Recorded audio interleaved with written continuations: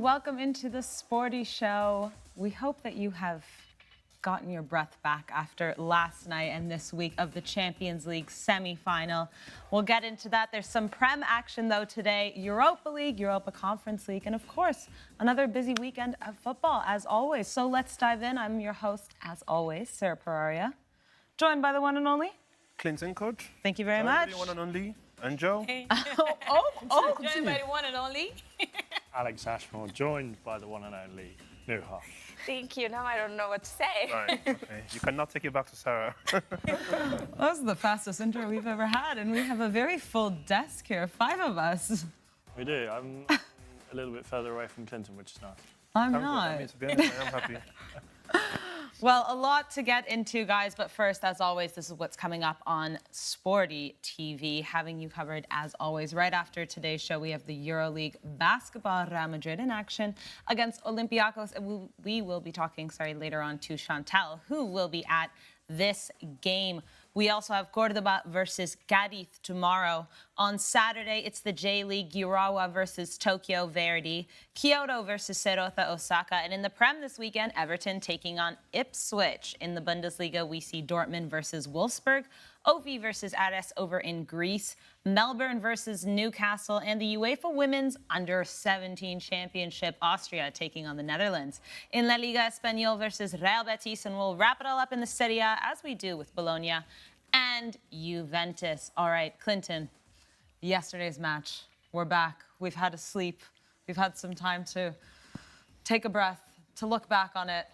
How are you feeling today after what you witnessed yesterday? Well, I mean, so when I went home, I fell asleep and I saw Lamine Yamal in my sitting room. You know, it was that crazy because he was actually calling me daddy. No. I don't know. Maybe I was over fantasizing the fact that I wish he was my son. You know, because yesterday's game, it was a very beautiful game. We all enjoyed it. A lot of goals, but we got to understand that yesterday Lamine Yamal took the shine. Literally, I think everything about the media was speaking about Lamine, and you know, there's just some kind of grace apart from his talents that you know took the world. You know, and for me, I'm just happy to see a little boy shining like that. And I was listening to Rio Ferdinand speaking about why he shouldn't be given the Ballon d'Or. And that was the next thing that made me happy because he was, you know, he was so sure. He just said it, give him the Ballon d'Or, right? I just love the statement. He just went, give him the Ballon d'Or. And I cannot agree anymore. I believe at this point he deserves it. If they think that he's too young for him to be having a Ballon d'Or, let him be the first. That's going to change the whole narrative. You know, if you are able to give this level of performance at age 17, I mean, you started at 16. He was 16 when he played in the Euros. And we saw beautiful goals that he scored. And, he scored, and I will never forget the goal. And that's one of the goals that came on social media just yesterday when they were speaking about everything he's done in football since he's become, since he's decided playing for Barcelona. And listen, there's nobody that's made me happy about watching a player in a long time more than Lamine Yamal. Like, I'm so happy that this whole debate of the moment Ronaldo and Messi finishes, we are never going to find players like them again, is just so evident that we are seeing... You got a text? From Lamine, actually, yeah. You wish. You wish, my friend. You know, because we had an agreement in the dream, but I don't know how he managed to... In the dream? I didn't know it was going to... Questionable dream. I mean, but this is what we do in Africa, though. You know how these things work, right? You know when you fight in your yourself. dream... What do you mean speak for myself? You know it's true. Speak for yourself. You know when you fight in the dream and you wake up with the scratches and the mark and the punches and stuff, right? Have you never witnessed it? Yeah, I've witnessed it, but I just feel it's people scratching themselves without knowing it, you know? No, and then they wake up and say it's witchcraft. No, some of these things are actually real. But listen, yes, it was about the game yesterday, amazing game, but Lamine is still the topic for me. He's still the real jet. Like, oh, man, I don't want to continue. I think the narrative of him being too young is a tired narrative, Angel. I mean, what does it matter? If you're old enough to play at this level, you're old enough to compete for the best awards. He's been playing for Barcelona at this level for 2 years now. He made his debut at 15. He's competed in La Liga, Champions League, the Euros, as Clinton mentioned. If you're competing at this level, you should be eligible. And he's already won the Best Young Player, the Copa Trophy. I completely agree, and I've been saying it on the show for months at this point, but Lamine Yamal's the best player in the world, bar none. I don't care about the stats. It's not even about that. If you're this young of a player, that you need 2, 3, 4 defenders to be taking you on. The way Inter had to switch their setup yesterday to cover this guy. You have midfielders in Mkhitaryan getting pulled over to that flank because of Lamine. You have DiMarco, you have Acerbi. He has this ability about him at such a young age. Why is this even a debate anymore? I mean, that argument is one of the most stupid arguments I've ever heard in my life. But it's surprising how these things happen in football. You know, you begin to bring his age into question. Let me start with that part of the question, which doesn't make any sense because this young man is doing it at the highest level. You're talking about the Champions League. He's done that at Euros for his national team. When you have players who are older than him, guaranteed he didn't win the Ballon d'Or last time. He didn't win the Player of the Tournament and all of that. But you see how he has constantly gotten better and better. It's like you're watching the Lionel Messi that we saw being unraveled in the Under-19 or Under-20 World Cup in 2005 when Lionel Messi made his announcement to the world that I'm here and I'm here for good. It's the same thing that we're seeing with Lamine Yamal. And so to bring his age into question doesn't make any sense to me. But I think in terms of whether he is the best right now, in terms of his talent and his potential, he is definitely the best. I don't think there's any comparing with him. You know, you just like the comparison between Messi and Ronaldo, where you say Messi is just raw talent. This is talent. For Ronaldo, you say, oh, this is something of a bit of hard work. He's still talented, but not as you would rate Messi. If you want to compare the likes of Mbappe or Vinicius Jr. right now to Lamine, you would know that these people are people who are talented. Yes, they work hard, so to speak, but you cannot compare their talent with what Lamine Yamal has. What he has is really special. He's one of a kind. You know, he's a generational talent like we saw with Diego Armando Maradona, Pelé, Cristiano Ronaldo, Lionel Messi. So he's exceptional. There's no... But I think when it comes to the issue of the contention of the Ballon d'Or, that's where there will be some arguments in the sense, not the age for me, but the fact that has he been consistent, like compared to other people from the start of the season? Because that's one thing they're going to look at the year, the season altogether, his contributions. And no matter what we want to say, the stats do matter. They're going to look at the stats. But has he not been consistent? He has. He has been consistent, but I think from January, he took a different turn altogether. From the start of the season in September, wouldn't say that. There were glimpses of brilliance here, and he's been consistent. But I say he took off from January. But how long, what do we define, or what's the duration we would define as consistent? Because no, this was a question that, you know, when we were talking about the issue of Rafinha as well, there were talks like, oh, look at what he has done. So that was why Rafinha was brought into contention for the Ballon d'Or, because of what he has done in the Champions League. They look at the stats, because the argument we were making here at that time was the issue of how many goals he has scored in the Champions League and what he has done. So I'm not saying that Lamine cannot be brought into the conversation. I'm just saying when you look at it all through, would you say right now that he has had a better season than Rafinha and other contenders? Lamine Yamal is literally the best footballer as we speak today. Yeah, today. Right? I'm talking about today, but we are looking at, when you give the Ballon d'Or, do you look at the lot or you look at the season in entirety? But if you look at the season entirely, Barcelona's competing for a treble. He just came off winning the Euro, but he is the best player in football right now, bar none. He is the most important player to Barcelona, and if that last night is not the 400th time that he's proven that to you, then you're not watching football. That's all I can tell you. If they get knocked out of this semi-final, for example, if he doesn't win the Champions League, would we still say, but they win the La Liga? Would we still say... If Lamine Yamal loses in the Champions League, Lamine Yamal's the best player in the world. Period. Period. He is the best football player in the world. Now, I know with the Ballon d'Or, everyone focuses on stats, and that's fine. And there's always been arguments, oh, should they win this? Should they deserve it? But this is the best football player in the world. This is the most important player for Barcelona. And whether or not they don't make it into the final, there's 2 games left if they win the whole thing, or if they at least go and play the final.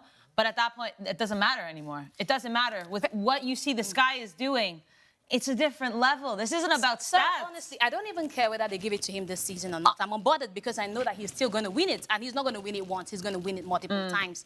Assuming he stays consistent, right? Assuming he stays consistent and assuming as well he doesn't get injury. You know, injury is one of the things that we see in knockout players that have great potentials. I really hope that he's lucky when it comes to injury.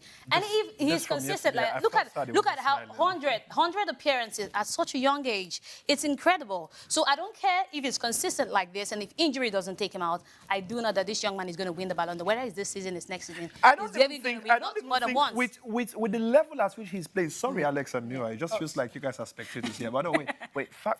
What was that face, man? Nothing. No, but you carry on, mate. Sorry, but I mean, that's what I just wanted to hear your voice, but thank you, I've heard it now. Now, the thing I was actually going to say, Sara, is when you look at the kind of football that Lamine currently plays, I don't know, it's just over-evident that this guy is not just going to be a 1, 2, 3 season. This guy is going to win as many Ballon d'Ors that we've seen with the likes of Lionel Messi and Ronaldo. This is what I think. I don't think there's nobody playing. Even the guys who started and didn't make it, let's say injury stopped them. I've not seen them play the kind of football that this young man plays at 17. Now imagine after he's packed up all his experience in all the games that he would have played, right? Competing in even a higher. Like I don't think any child. I don't think any youth. Like I'm trying to think about, okay, who like, I don't know whether I want to use an hierarchy kind of example to give, but let's imagine Lamine is here, right? There might be players that might even be, we might see them here and say, man, these guys are good. But this Lamine level is like, I'm sorry to say, even Kylian Mbappe is not this close to, listen, I'm sorry, Kylian Mbappe is not close to this guy. See, Kylian Mbappe scores goals. Kylian Mbappe has turned up in the most important, points. But when you're talking about enjoying football, remember when I was arguing about this stuff about watching somebody and you enjoy the gameplay? This is what we are seeing with Lamine Yamal. This is what we saw with the likes of Lionel Messi. Diaz is not just about giving you assists and scoring goals. It's about you enjoying what they do on the pitch. Like, you see, it tickles your fancy. I don't know if you've heard about that. It tickles your fancy. Wow. Right, the way I was screaming. Listen, I may not talk about Barcelona a lot, but me, it's now the individual player here. Is the Lamine Yamal. And this guy is just the joy he gives you. Sorry. See, but for me, like couple I know shows Kylian Mbappe ago, came in now. You want to no, talk? no. Couple shows ago, we were talking about how Rafinha was supposed to be the next Ballon d'Or. And there's a comment here that's really interesting. Football fans have a short memory. Despite all that Rafinha has done throughout the season, we hear stuff like Lamine is 2 decisive games away from winning the Ballon d'Or. What has changed for you, especially Sara? What has changed for you? Nothing has changed, because if you guys remember, I've been singing Lamine Yamal's tune since the beginning of this season. I've been saying that he should still be in contention for the Ballon d'Or, alongside Rafinha. In terms of who's a better footballer, it is Lamine Yamal. Yes, Rafinha has had an absolutely brilliant season for Barcelona with his goals and his assists and showing up when he's needed. But if you're talking about pure raw talent, the guy that's going to change the game, they're not putting 3 defenders on Rafinha. And yesterday, Rafinha should have had a better game because every single defender was on Lamine Yamal. Rafinha was one-on-one.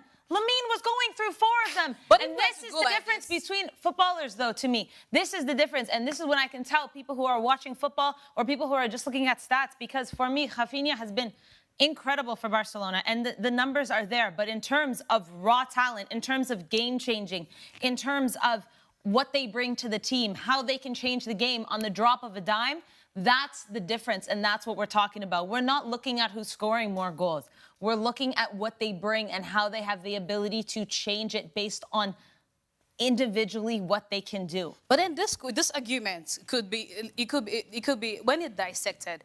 You look at the fact that if we had to go by the argument, then Lionel Messi should have won all the Ballon d'Ors. Absolutely, and I've been saying that anytime Messi was playing competitive football, he should have won. I'm sorry, absolutely. Ronaldo winning at all. So the people's contribution in the game. But we know that that's not what it's based on, though. The stats would not have mattered. We know that's not what it's based on. Because I said this, I remember years and years ago. If Messi is playing football, he deserves it every year. Absolutely. It's playing for, competitive teams here in Europe. You are speaking about when he's playing. Listen, I'm telling you that even when Messi retires 2 years later, he's still...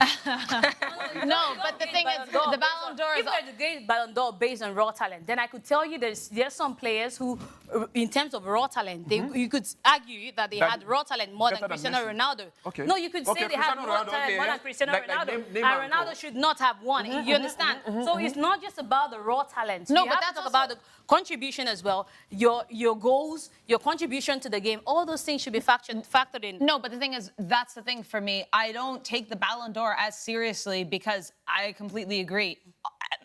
Messi should have won every single one if we're basing it off that. But you have to look at what a person has done in the entire year. And that's why I don't think Lamine will win it because there's going to be people like Rafinha and Mo Salah that people are going to look at. Mo Salah is out, man. Right now, it's between Lamine and Rafinha. If you ask me. Dembele is going to be Okay, in that Dembele, conversation. assuming Yeah, they do if something he wins, crazy in the Champions League. though. And also, For if me- they win the Champions League, if they win the Champions League, Who? Dembele. Who? If they win the Champions No, No, League, if course. Dembele does win it, if in all PSG honesty, if yes. PSG But wins if the you Champions ask League, me who is the best player in the world, whether Lamine Yamal gets it or not, the answer is Lamine Yamal. Even if PSG win and Dembele gets the Ballon d'Or, I understand the reasoning behind it. But if you ask me who's a better player, Lamine Yamal 10 out of 10 times. I would say so too. Yeah, I think the thing is you have to take that award in you have to take the award with a grain of salt. I don't know how to say that. Right. Because for me, it doesn't always go to the best player, but they look at what they've done in the season, is what you're saying. And that's fine. But you know what, for me, as much as I'd love to see Lamine win it, like you said, the future is so bright, and that's not going to change the perspective of most people knowing that he's still going to be the best player in the world. exactly. If PSG win, like I said, and they give it to Dembele for the season that he had, that's amazing for him and Dembele and PSG. But that's not going to take away from the fact that Lamine Yamal is the best player in the world. Do you know what I mean? I think that's the sentiment. I get what you mean. It makes sense in terms of what he's doing. I mean, what he's doing is incredible. I don't think anybody is doing what he's doing right now. And to do that at such a young age, let's even leave the age out of it. Even if he was 28 and he's doing what he's doing, it would have still been incredible. But it makes you wonder, if he's doing this at 17, then what's he going to do at 25? You know, It's scary. It's scary what he's going to do at the, because you will feel that as a young star, you get better. You know, it's like you age like fine wine. You get better with time. So to think what this young man is going to do, and I really hope he stays healthy. I really hope that he doesn't have to battle injuries, because I would hate to see that. I hope he has the kind of, system that Messi had. I think Messi just has this incredible, I don't know if it's physiology or he took care of himself or whatever it is, but you hardly saw him get injured. I really hope that's the case for Lamine Yamal, because I'm waiting to see what he does in 5 years. And Honestly, and I mean, a lot of people would always say Ansu Fati. You know, Ansu Fati is always that yardstick when. Sorry, Alex, I want to hear your voice. Alex, talk. No, please, nobody should talk. Alex, you have 5 minutes to talk. Just rant on something. On anything. Anything, please. Okay. No, I mean, I agree with what you're saying, and I think you guys are making all the points. I think in terms of what Lamine Yamal's done this season, I think for me it's more just watching him on the ball, his technical ability. He's proven himself to be the best player in the world this season. I think if you were to ask me to vote for the Ballon d'Or today, I would still give it to Rafinha. I think with his goals and assists and his how good he's been this season, I think he's had the best season of his career, hands down. I think it's a different argument to who's the best player in the world technically as a player. I think the Ballon d'Or is more, for me, your influence that you have in your club that season. Yes, I know for country it hasn't been quite there for Rafinha, but I also think that if PSG win the Champions League, there has to be some sort of argument that Dembele deserves to win the Ballon d'Or if he's involved in that. Obviously, he scored that goal in the first leg against Arsenal. If he's still involved in the second leg, still involved in the final, I think it's hard not to give it to someone like Dembele, who wins the Champions League. And for me, just winning the French league on its own isn't enough to win the Ballon d'Or. I do have a bone to pick with you, Alex, because a few days ago you said that Barcelona's most important player was Rafinha. Are you sure? Yeah. I think with the goals, if you take away the goals that he scored and the assists that he's got this season, I know you'll say I always talk about stats and goals and assists, but if you take away his goals and his assists this season, it would have more of an effect on Barcelona than if you were to take away Lamine Yamal's. It's still, Rafinha's got 30 goals and 22 assists. Lamine Yamal's got 15 goals and 20 assists, I think, if I'm right off the top of my head. So I think Barcelona's most important player this season has been Rafinha. The best player in the world in terms of raw, pure technical ability, I think, is Lamine Yamal. At the moment, if you ask me to vote on the winner of the Ballon d'Or, I would give it to Rafinha. I keep seeing this comment here and there. What about Pedri? Who's been, who? Exactly. Not the best midfielder in the world, as far as I'm concerned. Who has been singing his prayers? The two most important players for Barcelona, and Alex Ashmore is wrong here, and I wanted to see if he changed his tune, are Lamine Yamal and Pedri. Without these two, the creation that they have, the ability to change a game, the way they draw on the players, I don't care about the goals. Same thing about Rafinha. No, you cannot, Alex. Watch them play football. Turn off the stats. Because Alex, if you away watch these 52 two, goal no, involvements, they how are can you say he's completely not one of the most different important players players in the season? They are completely different players. Pedri, if Pedri wasn't on this team, there's an argument that Barcelona would not be this far in the Champions Same League. with Rafinha. Absolutely not, Alex. is. Absolutely How can you say that not. it's not the same with Alex, because Rafinha? I don't care just about scoring goals. It's These not two just are different But kinds of 52 players. goal involvements, yes, there's every argument that they wouldn't be where they are on the league or the Champions League. They might not have won the Copa del Rey. They might have not won the Spanish Super Cup. 52 goal involvements, whether you like it or not, is one of the most important things this season for Barcelona. But Pedri also has that ability to score and assist, and so does Lamine. And the way that they create these chances. And Rafinha wouldn't, here we go. Rafinha wouldn't be who he is if Pedri and Lamine weren't on the pitch. I'm sorry. Do you see where I'm coming from? Because I think you might be the only person that can understand what I'm trying to say here. No, of course. I totally understand. You see... Is Rafinha the most important player for Barcelona? Come on, listen. I would... If you want me to speak the way I would speak from my heart, I'm not even bringing Rafinha into it. Rafinha doesn't even touch that Ballon d'Or for me. And you know, I'm not talking about the I Ballon know d'Or. it's not about Ballon d'Or, I know, but I just have to chip that in because, you know, when people say your assist, your this, your that, when we're speaking about Vinicius and not getting the Ballon d'Or, I made some kind of comment. I said it here that if there's any reason why if I was voting for a Ballon d'Or player and I was never going to give it to Vinicius, it's because of, for me, the character. And for me, Rafinha started exhibiting it. I know you would say it's just twice, but it just shows that there is something in him that if I want to see a player getting really, really upset and is becoming very annoying, it should be because you just lost a game, like we saw with Lamine Yamal yesterday. That was his 100th game, and they were supposed to take a picture. You could see how angry it was, and like you said, it was the mentality, and that made me. But when you become the player who suddenly becomes a tyrant, like you want to radicalize people on the pitch, that's when I start getting slightly upset with you, and that's the only reason why I would say, irrespective of your goals, your assists, Rafinha, please go and sleep. Right now, the conversation, like you mentioned, is between a Pedri and a Lamine Yamal. And when you speak about a Pedri, people tend to forget that, listen, this guy is the engine room of the team, right? We speak about Lamine being the technical guy who understands, he sees the future. He's almost like at 17, you're already seeing what my grandfathers have not seen yet.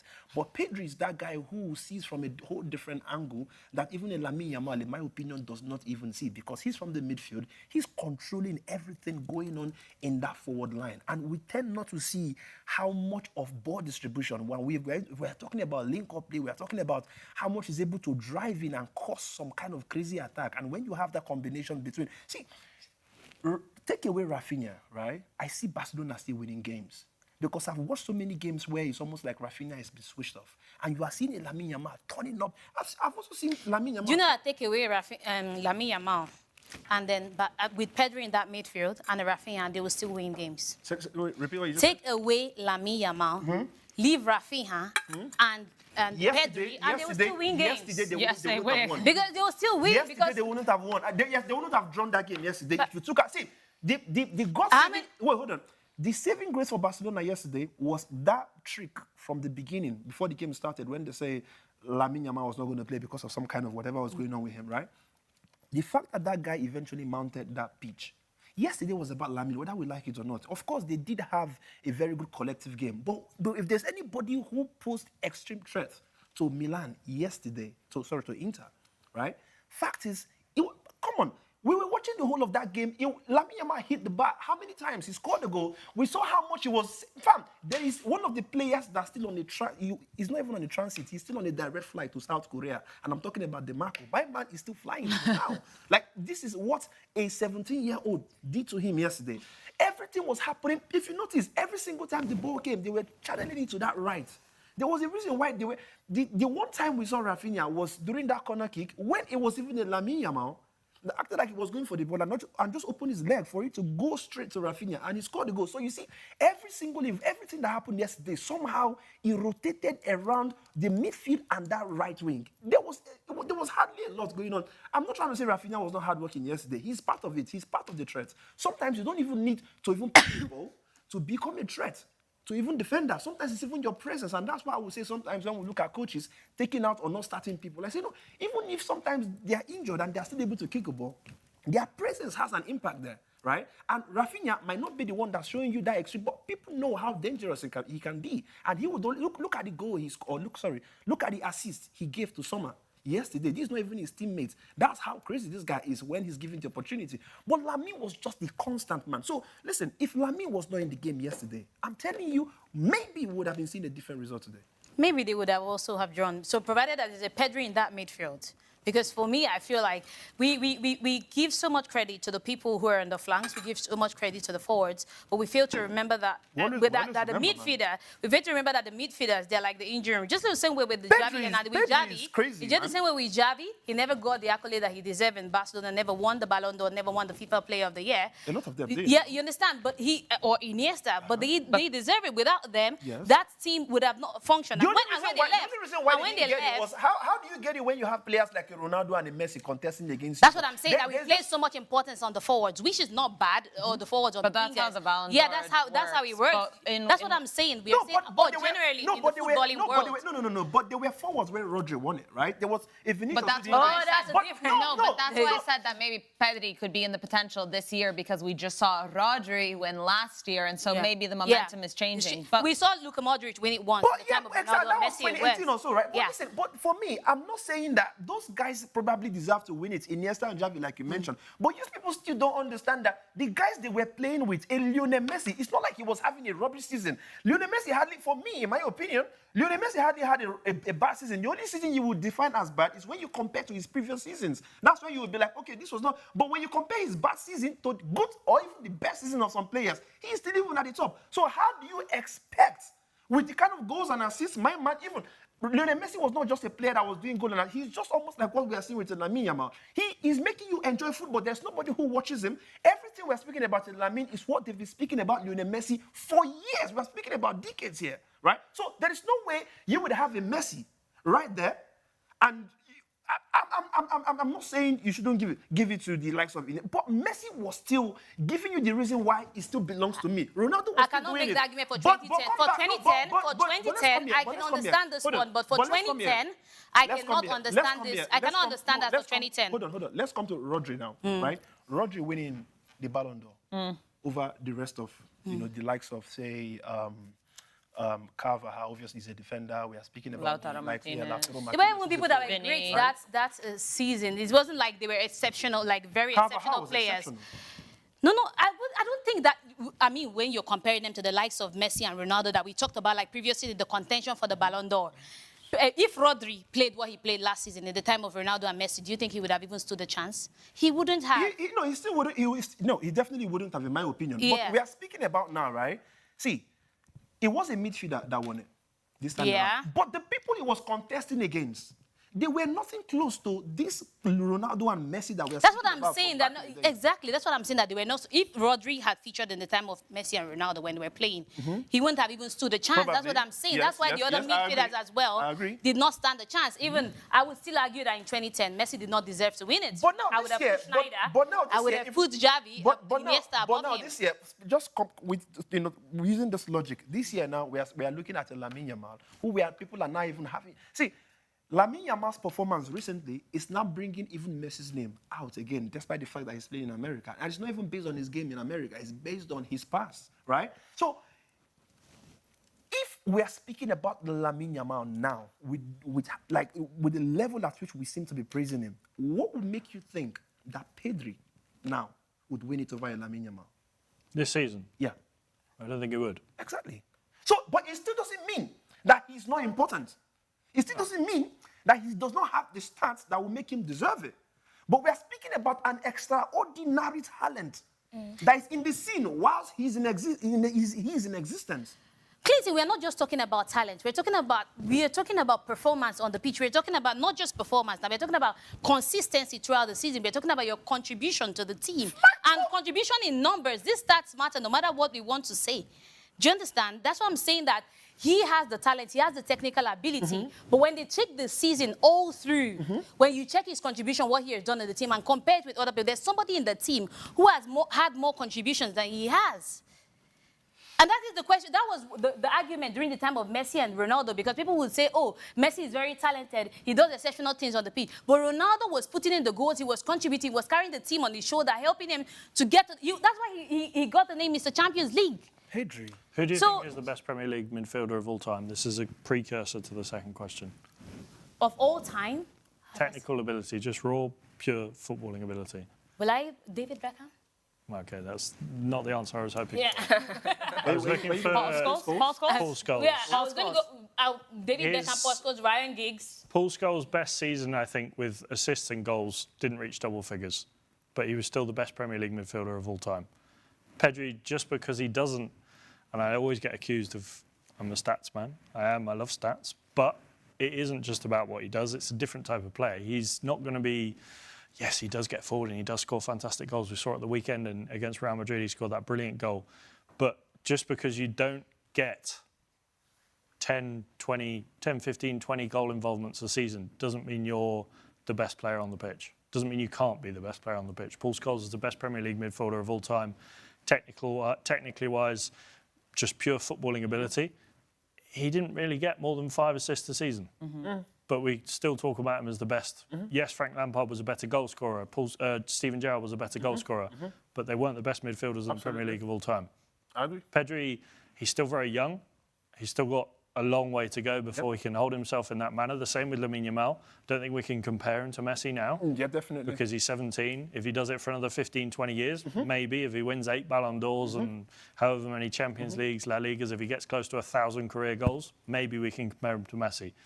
But I think just it's the same situation with Ansu Fati. We built him up, and this has happened so much. And I heard, I think it was Simon Jordan saying today, with English players, young English players that do so well, we love to see them fail.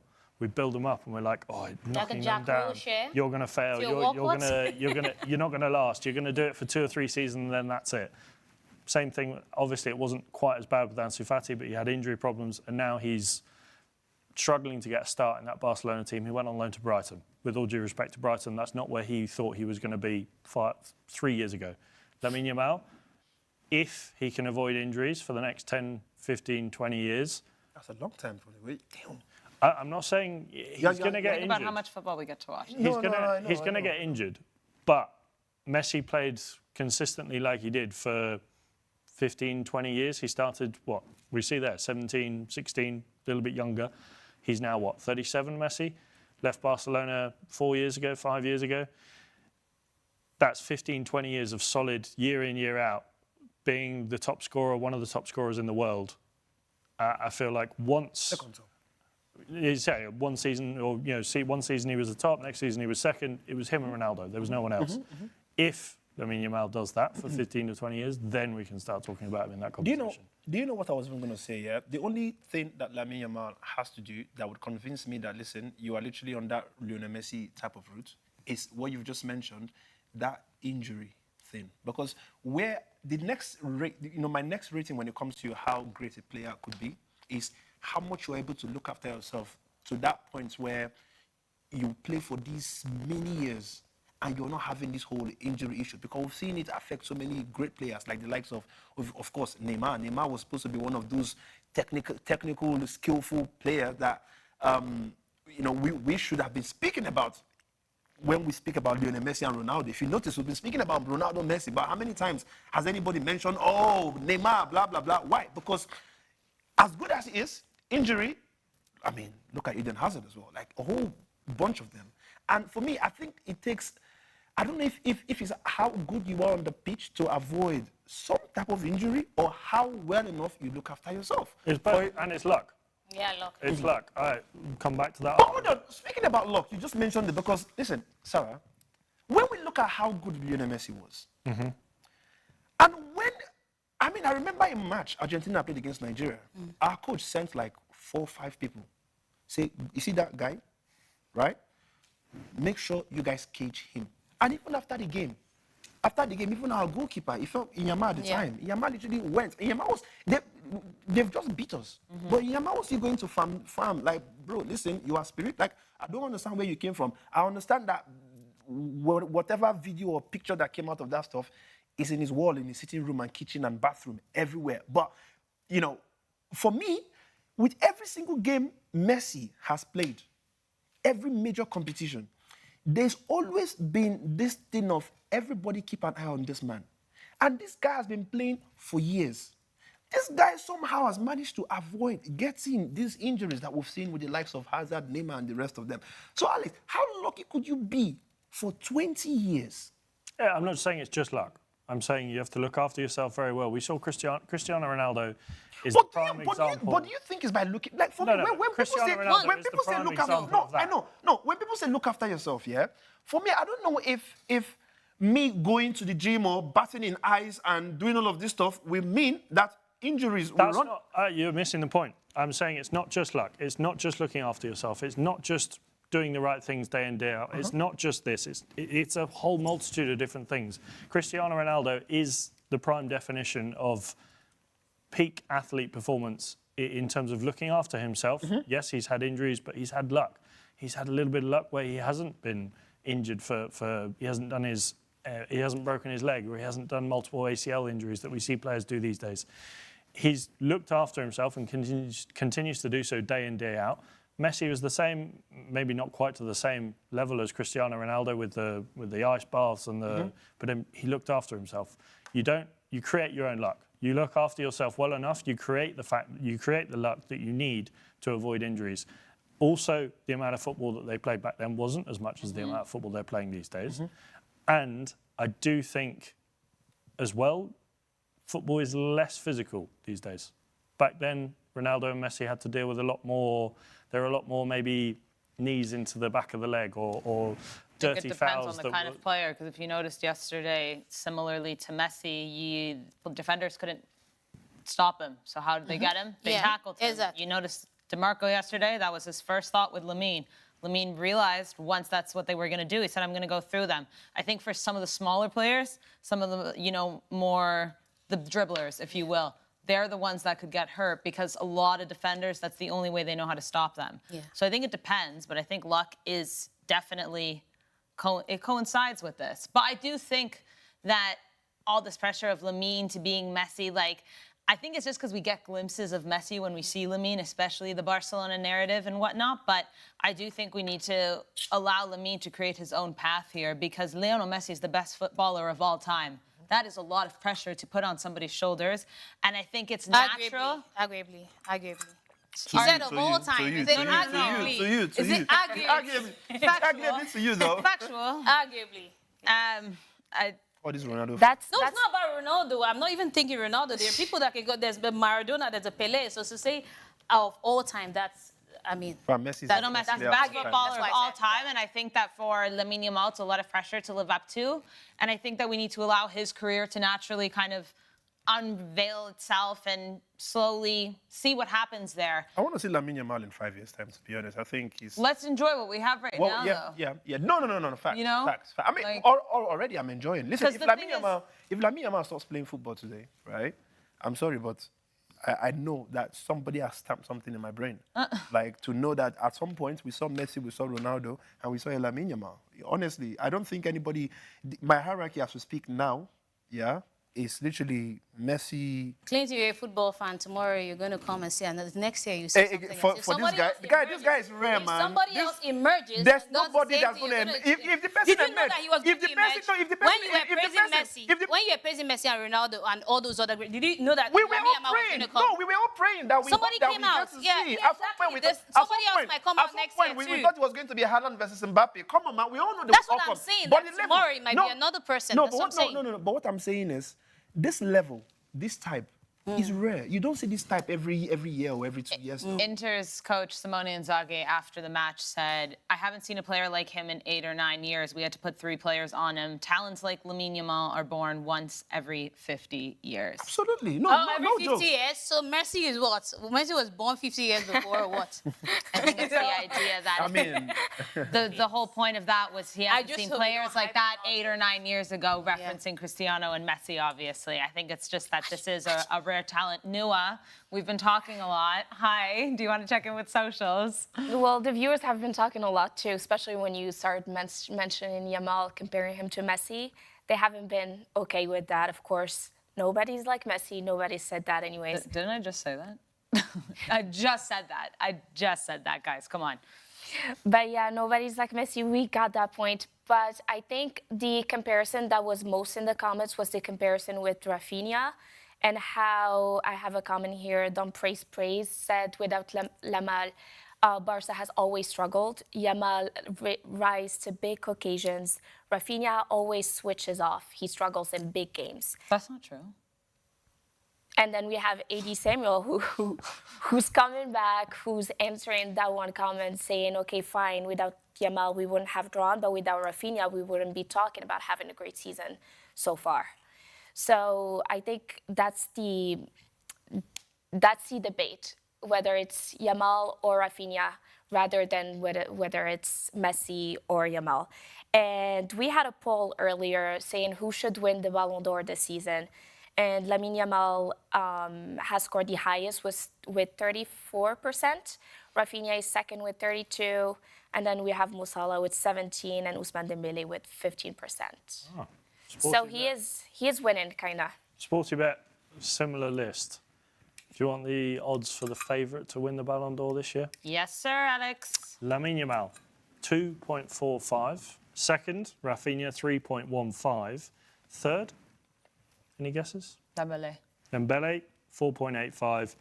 Fourth, Mohamed Salah, 8.7. Pedri, 9.7. And then Lewandowski, 14.5. By the way, hang on. Oh. Why have we not been speaking about... Why does... Okay, I get it. Sorry. Just I was gonna checked say in there with was- himself. No. Yeah, I was going to think After about... that, Declan Rice, 20.3. Because for the For the two free kicks. Damn, I didn't know you could win Ballon d'Or from 2 free kicks, man. And getting second in your league. And if you scroll all the way down... Oh, no, Oh. no odds for KlintonCod, sorry. Wow. We also have another Be here for comment. a while. Lamine Yamal is extremely good, no doubt. We saw Mbappe at 18 with Monaco. We saw him at the World Cup 2018 as well. So I think he's comparing. He's saying Mbappe was really good at some point also. Are we seeing he could evolve just like Mbappe, just like he could evolve like Messi, just like he could evolve like any other player. So I think at this age, we can't actually figure out how he will be. I'm not couple of even trying years. to figure that out. That's the thing, because enjoy him now. I'm That's enjoying the way it's it going. now, and I'm just seeing football that hasn't been played in years, if I'm honest. The closest thing I would say is in Mbappe, because Mbappe at Monaco was different. He was incredible, and he broke onto the scene, and that 2018 World Cup was unbelievable from him. But is there a tax with the French league, unfortunately? Yeah, I think there is. I think that World Cup, though, that cemented Mbappe's legacy for the rest of the time. It doesn't matter, Messi, Ronaldo, it doesn't matter. Mbappe with that World Cup, that was cemented. There is no doubt. And yeah, I mean, I think he really is meant to be the next guy after, the Messi and the Ronaldo, but time will tell. That's the only thing I think we can say right now. Time will tell. You mentioned Messi and Ronaldo. Messi, 98 odds to win the Ballon d'Or. Ronaldo, 145. Having fun? Clinton, do you want to hear the top 2 Nigerians on the list? Yep. I think the top... That was Sime, obviously. Nope. Ademola Lookman has to be there. Nope. Sorry? Bukayo Saka. Oh, well, you did that dirty. He doesn't You think did that. it dirty. Saka is not Nigerian, man. That guy is a British boy, bro. The only... Him, and then the next one, Michael Olise. So why are you not calling real Nigerians in this? Like, why? Because why there are no real Nigerians on SportyBet's list. Damn. No Boniface, no Osimhen, no Lookman. To be honest, I feel like Osimhen probably should have been there. Maybe should. Lookman, maybe not at this point. Victor Boniface, same. But I think Osimhen, with what's he's been on, especially with Galatasaray and the whole story behind his name for that January transfer, I think he should. But then again, what have they won? I don't think he's. There's a few players on this list that I think you'll probably think, why are they on there? Whilst I'm not. Right. So, I mean, Luis Diaz is on there. Who's that? No. Luis Diaz and all these ones, right? It's fine. Bruno Fernandes, Okay. Joshua Kimmich, Bernardo Silva, Martin Odegaard, Matteo Retegui, your mate from Atalanta, Bradley Barcola, Nico Williams, Xavi Simons, Gravenberch, Rodrigo, Ferran Torres. These are all some players that aren't on the list, but are on the list They are on the list. instead of Victor Osimhen. I mean, I would understand why they're on the list because of the leagues that they play for. Though, Yeah. You know? Well, Victor Gyökeres is on there, and he plays in the Portuguese league. Yeah, but then he's like top Yeah, in terms of scoring. he is. So. but hang on, does that mean what's the name of the one that plays with Victor Osimhen in Galatasaray currently that plays in Spain, the Morata. captain of Spain, Morata, is he there as well? He's not on this list, no. Right. Okay. Do you know how lucky these players are these days? Because then I look at when Thierry Henry, they were playing, and then you have Thierry Henry, you have Zinedine Zidane, you have Luis Figo, you have David Beckham, Ruud van Nistelrooy, Raúl. This set of players, you know, and how many Ballon d'Or did Zidane win? How many? So you look at these players these days and how lucky they are. Like the people making this list would not even have made the list those days. It's just well, they should be thankful for the generation that they came up in, because this generation, I don't think that the talent is. I mean, we like to say that hindsight is a beautiful thing, like, oh, we like to, you know, reminisce over old times. But the truth is, when you look at the quality, I was watching last time a derby being played between Inter and AC Milan, and you look at the quality of players that were on the pitch. It was crazy. Clarence Seedorf, Ronaldinho. It was just out of this world. There were just too many players to mention. And so I think that this generation, they should be thanking their lucky stars that they come out in those times. All right, well, let's move along because we have some Europa League action tonight. Manchester United at the San Mamés this evening, taking on Bilbao, and we have lineups, ladies and gentlemen. So let's go through them. And Clinton and Angel, I'd love to hear your opinions on this one. So it will be Onana in net, Lindelof, Mazraoui, Maguire, Bruno Fernandes, Rasmus Højlund, Dorgu, Lenny Yoro, Garnacho, Casemiro, and Ugarte for Manchester United. Meanwhile, Athletic Bilbao, Arrizabalaga, Yuri Yeray, Vivian De Marcos, who is retiring this season, in fact, Galarreta, Berenguer, Jared... Oh, these Wait, fast sorry, names. did I just see Arrizabalaga? You did? Arrizabalaga. Not Kepa. No, it's not Kepa. It's... Here, you have to... The Basque names are quite a... Oh, right. Okay. We're back. I was like, damn. Both Williams brothers and Mauron up front for Bilbao with no sense set in this lineup. Angel, confident for Manchester United this evening after that Lyon... I'm not confident Chaos? about anything about this Manchester United side. It doesn't matter, like, if they you know, they had 6 minutes on the clock in extra to the end of extra time, and they were able to turn around like a 6-4 deficit to go through against Lyon. Yes, good. But then afterwards, what next? Was it not the same side that drew with Bournemouth over the weekend? Now people would say, oh, they've taken their foot off the pedal when it comes to the league. They are 14th on the table. There's nothing to win. This is just their only way to get back to get a place, a backdoor into the Champions League will be this Europa. So their focus is on this and not the league. But then at the end of the day, you still look at the players. You know, you look at these players that have been watching all season, and you don't know what to expect from them. Like, they're unpredictable. So in terms of being confident, I would be surprised against this Athletic Bilbao side that look very inspired. I will be looking at the fact that if they get through, they get to play the final at Sant Mamés in front of their own fans. So it's going to be really Was it a little taste, maybe, to what the final could look like for them? Exactly. So this is like a dress rehearsal for them. So they'll be hoping that they can do this right. And Nico Williams is back in the setup for them. So it's a good thing, like a confidence boost for them. I wait to see what Ruben Amorim and his guys do today. Honestly, I'm just waiting because they're very unpredictable. I hope they show up tonight. Yeah. Clinton, before I come to you, Alex, that match against Lyon, obviously a very chaotic one. Manchester United up 2-0. And even though they came back to win that one 5-4, they did get scored on 4 times in a row without being able to score. Something about this team, you can argue, yes, they were resilient. They fought back. They went to extra time, and they did it in the final minutes. And that's a massive positive. But I think maybe we are overlooking the fact that they also dropped a 2-0 lead at home and were scored on 4 times in a row as well. There's 2 ways to look at it, and one is good and one is really bad, and it depends, I guess, which one you harness if you're Ruben Amorim. I think also if you look at a club like Athletic Club, I don't think they're a side that are going to go score 4 in a row against the Manchester United. That's just not the way they play. And think if you look at how they've done this season, they're a measured side. They play good football. They're where they are for a reason. And I think it's United's toughest test so far this season in the Europa League, without a doubt. But I think, given the motivation that they will have to get this win, and to the fact that they've done so badly in the Premier League this season, the pressure on them tonight, I think, is almost it's at those levels where the players will rise up to it. I feel like I don't think, and this is my prediction, I don't think they'll win tonight. I think Athletic Club will win tonight. Yeah, at the Summer Mess, and then at Old Trafford next week, I think Manchester United will turn the tie around and win.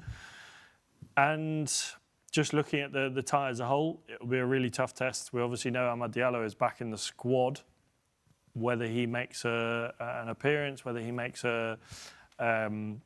whether he features next week in the second leg, I think that could be a really big bonus for Manchester United. We saw how well he did at the beginning of the season, but I'm leaning towards Manchester United. Clinton, where do you want to start? Well, I mean, it's a very difficult game to predict. I think this is one of those that I would probably compare to what we had last night between Inter and Barcelona. Now, this is Athletic Bilbao. No, trust me. No, in their level. What? So in what? their level. No. What we're I'm not telling gonna you, do. this is what we're going to see tonight. I'm telling you, trust me. We're not going to do. I'm saying it in their level. Thank you. No. Asterisk. Oh. That's all I needed. Thank you very much. Not Inter Barca. To Manchester. Oh. No. That's why it was You're talking about chaos and goals. Yeah, exactly. Okay. Like this is what I think we're going to see tonight. In terms of the quality of the team, of course, when you look at Manchester United on paper, you probably say Manchester United, we know they should be winning games, right? But when we see what's happening, Do we anymore? No. But when we look at obviously what happens in the Premier League, it's almost like, okay, there is something off, and we see what they do at in the Europa. You're like, hang on, nobody should be that. Like, this is proper. Like, what is going on? What is it? Is it that the Europa League is so easy that even with how bad Manchester United are, these teams are not capable of winning? Like, I mean, imagine a Tottenham even in that list as well. Like Tottenham, for Christ's sake. But it's not easy. What do you mean it's not? But why is it not? Why is it not? What? I don't understand. Like, is the Europa League that? So they are making me feel like I can go with my team when I used to play in Luton. That we are getting relegated. It means that we can actually play in the Europa League as I speak. But you guys barely got by Lyon, and even though you did, you cannot say that the way they did it was easy. Mm-hmm. There was nothing easy about it. You're talking about a last-minute Harry Maguire goal in like the 190th minute. That's not easy. No. But what I'm saying is, how do you concede 2 goals, and then you come back, you start leading 4-2, and then the other team comes back again and then wins you. And they're not serious people, man. This is to me, this is not seriousness. Serious. No, United, they're not serious either. So I think we have That's why I said it's juju. That's why I said it. That is juju that's happening in that league because it's not normal to me. No, it's just like it's competitions. Competitions. You show up on the day, you knock out, you can overturn the deficit. It's not like league. You have to be consistent. No, I know. But for me, okay. For example, we saw what happened with Real Madrid, their Clásico in the Copa del Rey, right? At some point, Barcelona scored the first one. Somehow Real Madrid came, scored, and then scored another one, which meant it was 2-1. Barcelona was like, okay, hold my beer. They come, boom, they score another one, and somehow Koundé. So this was almost like 1-0, deficit here, and then you come back. Big. But we are speaking about. Listen, let's Sara. This is not PS5. This is real life, yeah. This is not 2 people holding a pad. Even in PS5, we don't score that many goals. This is Europa League. This is not basketball. Like Chantel was not even there. This is proper. No, wait. The game starts. You score 2. You are leading 2-0. The team you score 2. Somehow they score you 4. Wait, they score 1. Alex, 2. 3. Mental. No, because literally, I'm remembering something we used in doing calculation when I was little. They call it hibiscus or something. 1. You remember, right? Abacus. Hibiscus, is that okay? Cool. Hibiscus. That's your business. That's a type of tea. Sarah, they scored 1, 2, 3, 4. Now this is 6 goals already. Yeah, it was chaotic. Yeah. No, listen, this is Europa League. Yes. We get it. No, wait. No, you're saying it like we know it's real. So that's what I'm telling you. Like, then how do you then take them seriously, though? If you're gonna sit there, you say you are playing football, they score you that many goals at a stretch. I understand you won the game, fine. I don't have any problem with that. But it means that both teams are not serious teams, in my opinion. That's the reason why, in fact, the fact that they play in the Europa, there needs to be a more lower version of this whole European Europa football. Conference League. Conference will not even perform that bad. I've watched conference and they're not even that bad. So this is the reason why I'm saying this thing has to be some kind of, voodoo. Yeah. Like, they are not serious people. But today they want to be serious. Now that they want to be serious. No, okay, so this is the reason why I'm happy, and this is, I don't know, Nouha, you just before the show started, you did ask me a question. You said, what was I expecting? And I said to you, this is the first test for Manchester United because now they are playing a more serious team, in my opinion. Right? Sorry, I know Lyon, they could be serious, but you guys know I don't never rate anything that comes from France. I think you should stop. You should stop thinking of Lyon that badly. I think you consider them the smaller team. I'm not thinking Lyon. I'm talking about the French league as a whole. I think Manchester United thought of Lyon the smaller team. That's why they struggled so much. It's not. Listen, yeah. I'm telling you that Bournemouth right now, Crystal Palace will handle Lyon proper. It's just that, no, don't do, I'm not speaking to you. I'm speaking. But Lyon is a good team. It's not a bad team. You know that, right? Oh, sorry? It's not, of course, it's the French league. Sorry? Everyone thinks it's the No, French league there's no team that's a bad team, man. But I'm telling you that these are unserious teams. They're all good teams. The reason why they're playing in their league is because they are serious. That's fine. But I'm telling you. So you're saying Manchester United is as serious as Lyon? Manchester United, they're unserious in the Premier League, and they're still able to match up. They were able to go past Lyon. You want me to take Lyon? Do you know where Manchester United are in England? Do you know where Tottenham are in England? And they are literally going to play. If care is not taken, it's going to be a final. Yeah, if care is not taken. Two unserious. No, I think two most unserious team in England are going to play finals in the Europa. Do you know how crazy that is? I think the best way to say it is that there's two things about this. There are, I think, levels to it in terms of the competitive level of the French league. Yes, there are teams there fighting for those Champions League spots, but the title was decided a couple of weeks ago, wasn't it? I think before the Arsenal. It was in 2 weeks March. ago. Yeah.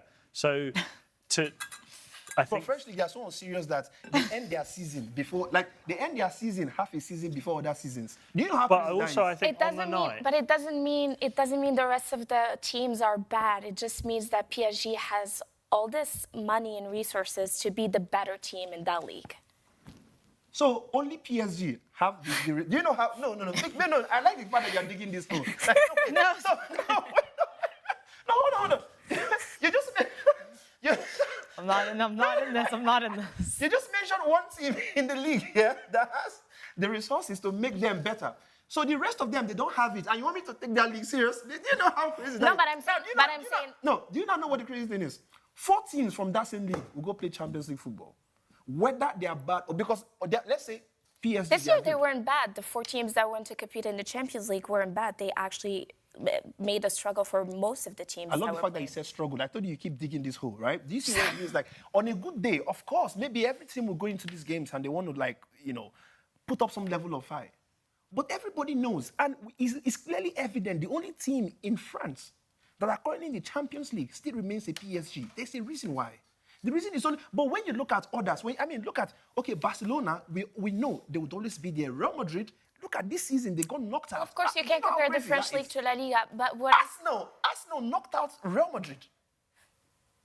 It's to tell you how crazy it is to play in some of these other leagues, right? If Real Madrid maybe faced a deal, maybe right now we would have been speaking about an Mbappe currently, but today we're speaking about a Lamine Yamal and the rest of them. Listen, no matter how many explanations you want to speak to, I would believe more stories about any basketball team you follow than anything that happens in France when it comes to French football that's not PSG. Let's just be sincere with ourselves.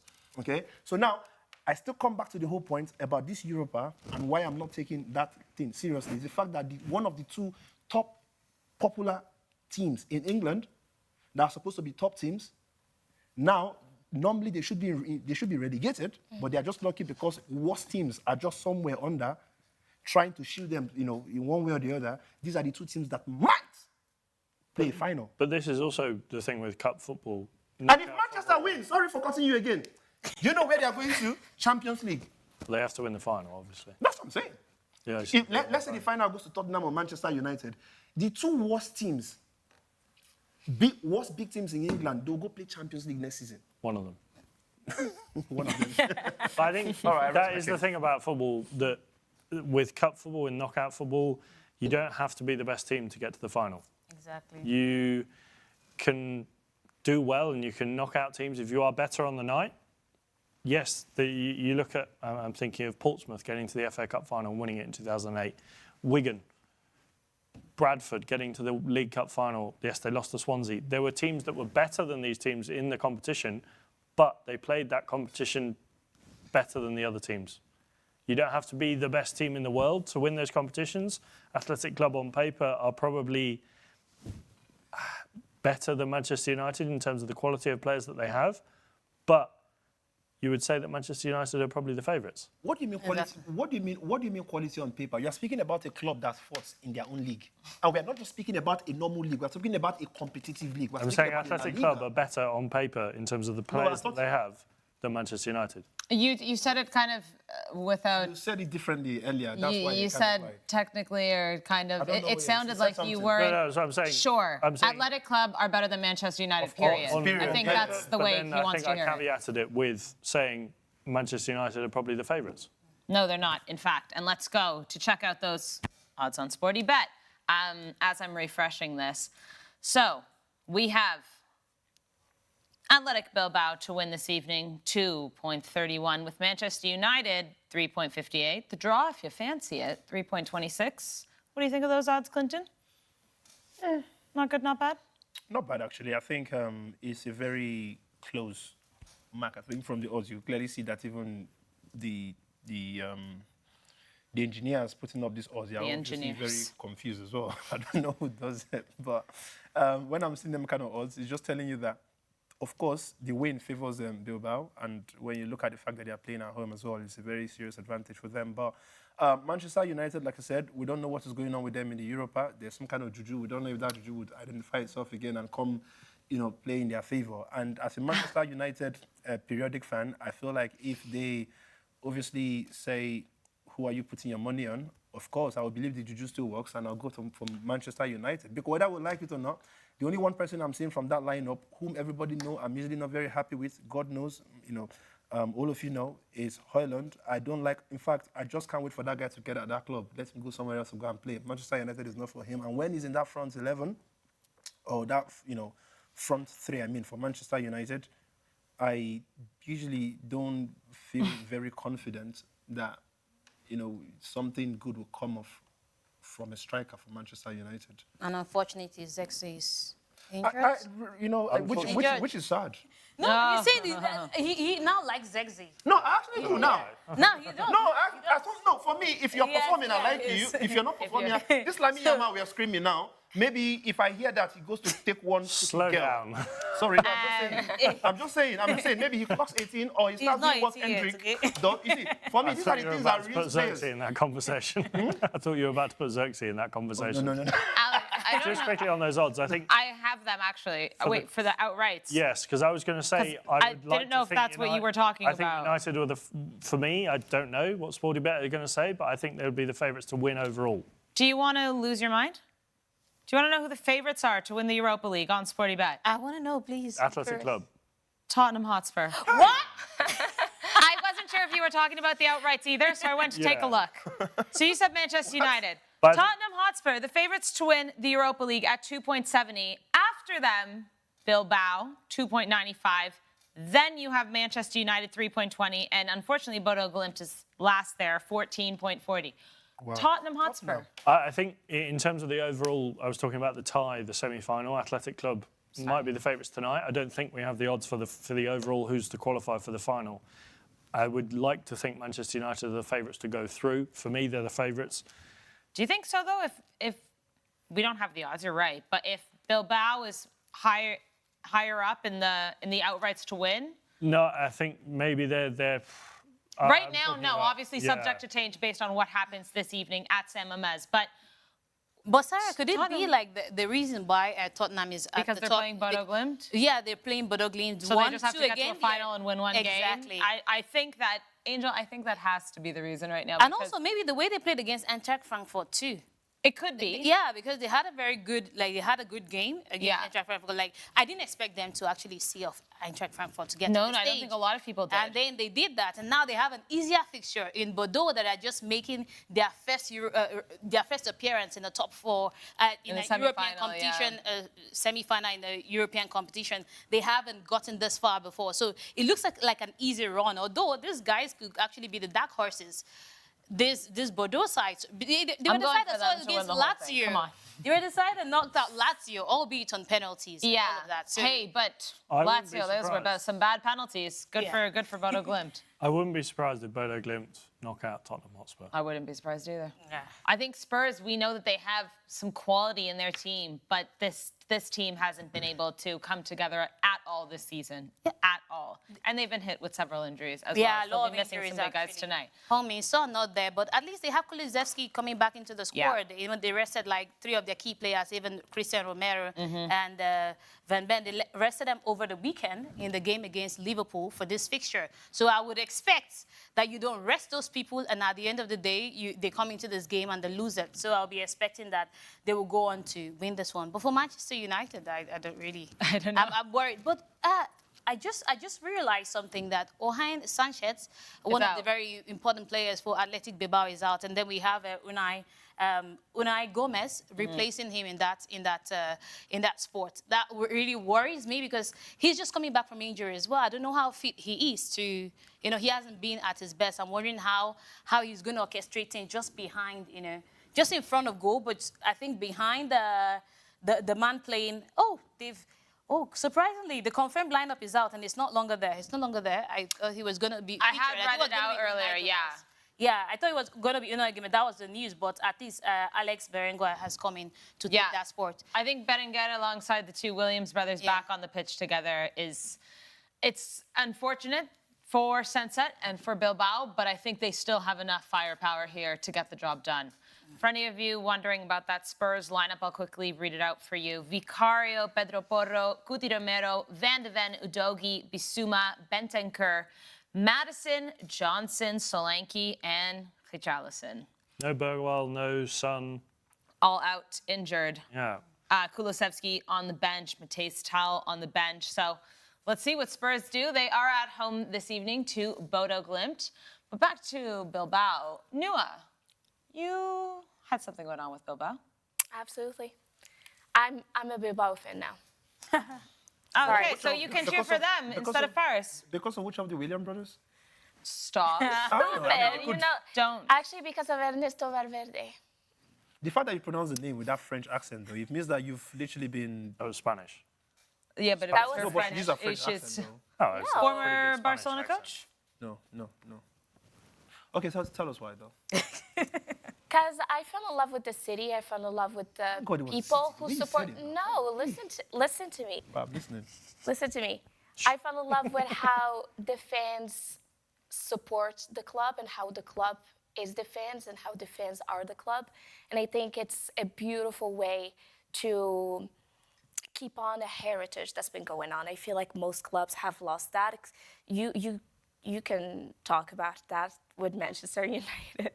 I feel like most clubs have lost that identity and identifying in a club, and Athletic Club has been through that for the longest time. And I think that's beautiful. I actually made you guys a video about that. Before you do show it, Clinton, I'm interested to know, do you know what their transfer policy is? Their transfer policy, Yeah. well, They have they have to transfer players and players have to come But do you into know the club. they have a self-imposed rule? It's a philosophy. Yeah, Do you know what it is? of course. What is it? That only professional players must make into their club. It must be Bugs-born. They, Yeah, they but- must be Or it must be- either I'll give you a Born or Oh, bred. born in the Basque Bugs-born. country or have played for a youth team in the Basque country. Bilbao. Yes. Otherwise, they won't. Yes. Sociedad That's why used they're to a be like traditional that. club. Real Sociedad used to be like that, and then they stopped. But Bilbao Athletic Club is still Yeah. holding that firm. You should watch the Wow. video. You should watch the video. No, I and want to look say at it for it. real, man. This is very interesting. I didn't Oh, know you this. didn't know No, that? I didn't. For real.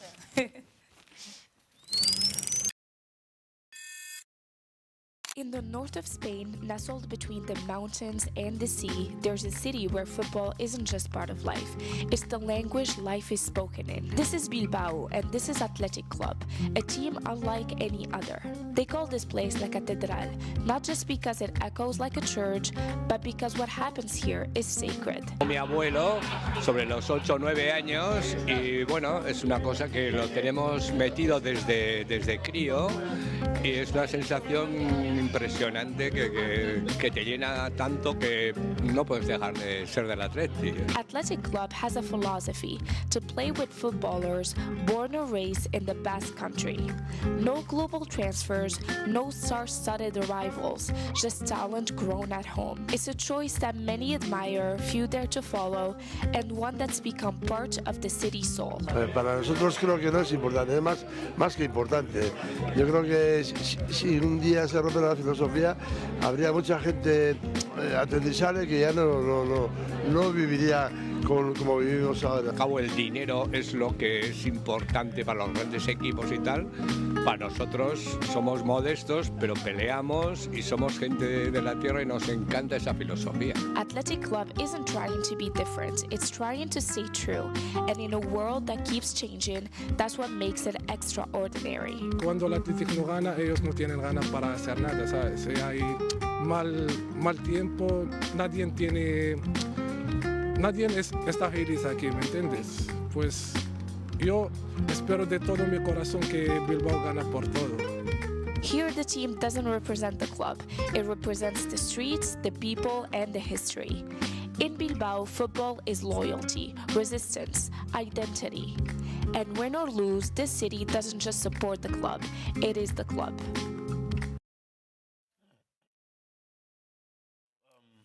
Do you like them now? I'm actually a fan, man.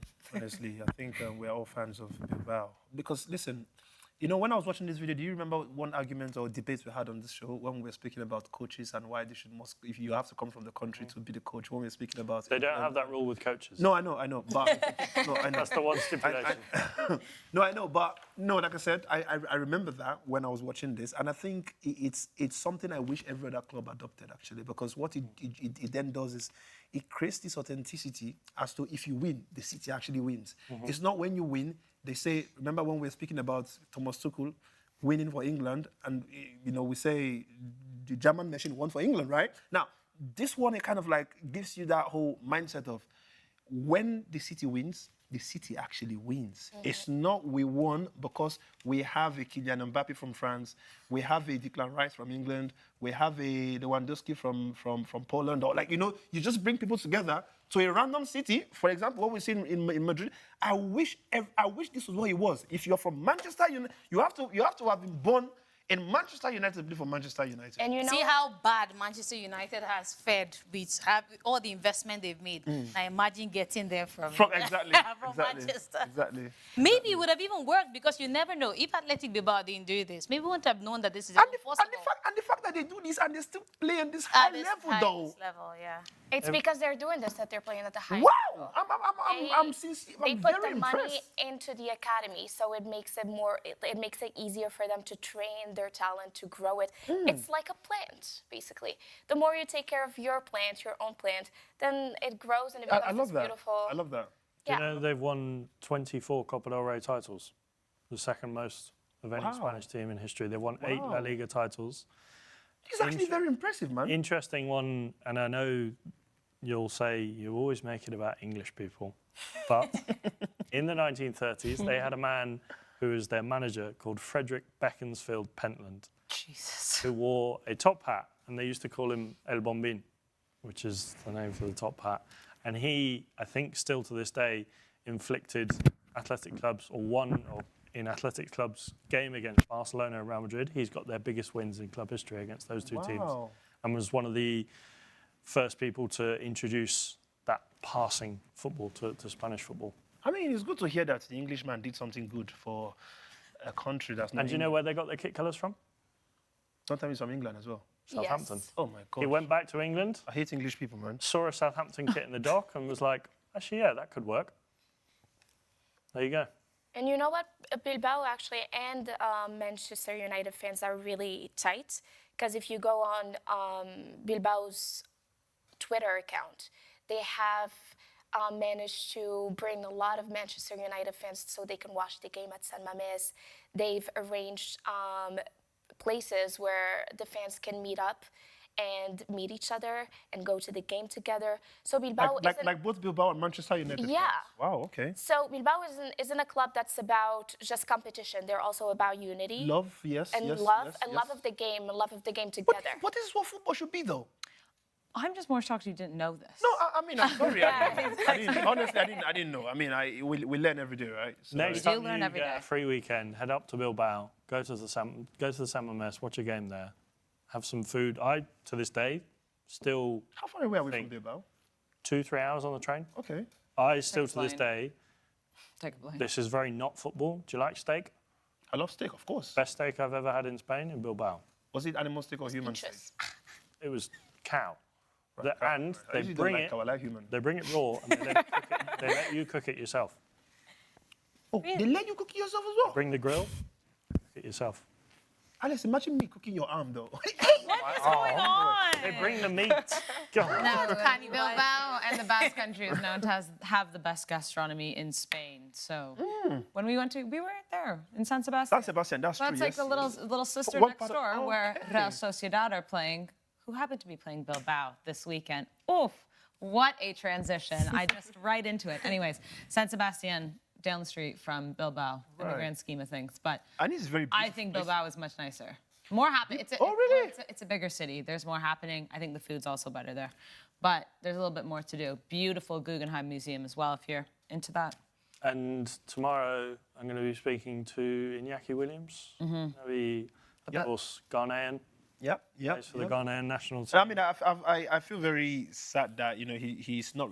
I mean, of course, he plays for the Ghanaian national team, but he's not really touched the roots of Ghana. Like, when you hear Ghanaian players, the ones who are obviously homebred, when they speak about the relationship between... Sometimes he goes there and he feels very lost, you know? But then again, I'm happy with the fact that he's gone to play for the But he Ghanaian. doesn't forget his history, and he doesn't forget that he's from Ghana. Of course. No, that's what I'm just mentioning. Is the fact that he goes back to his roots. You know, the younger one, Iñaki... Nico.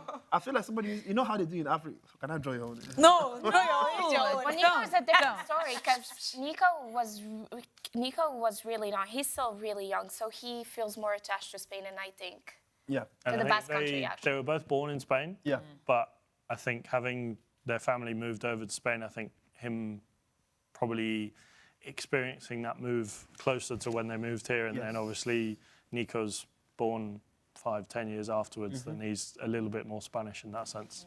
It's actually very inspirational to know that both brothers are pretty much doing so well for a top-rated club, you know, and looking at this policy, the club has been able to kind of like... And I know there is a rumour that Nico might end up in Barcelona at some point, maybe this... But Arsenal are looking at him as well. And Arsenal are looking at him as well, yeah. But I would love to see him at Barcelona because I want to see him play with Lamine Yamal. Country and More club. videos. But I feel like more even if he content. moves to Barcelona, he's definitely going back to Bilbao at some point. Because that's what they all do. They They'll always somehow go back. Yeah, they always go back. I mean, Ander most Herrera players. go back? Most players. Ander Yeah, Herrera. now he's playing at Boca Juniors. Actually, Yeah. David Herrera, Yeah. I just remembered, man. Yeah. That's a long time ago. He's been No, giving he was Man U not there. advice He on was how to there play earlier at this Atletico. season. Sorry? He was there earlier this season. Didn't you speak to him? No, that's what I'm saying. Was it this season or last season? No, that was Sorry. Like last year. Fall. That's what I meant. Yeah. Last year, yeah, Like that's what I meant. October, Yes, yeah. yes. All right. Well, Bilbao in action tonight against Manchester United, but also in action this weekend in La Liga, taking on their arch rivals of the Basque Country, Real Sociedad. Alex, Bilbao in fourth, but Sociedad having a very poor season. They're sitting 10th right now, trying to make a move if they can. If they win, and if Osasuna lose, and Mallorca, they could potentially go into, 8th place, I think.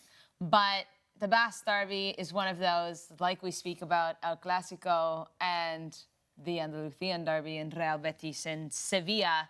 This one is also one to watch if you haven't, or if you're a Spanish football fan, one to watch. Definitely. And you look at, I think, like you said there, they could go to 8th. They need to,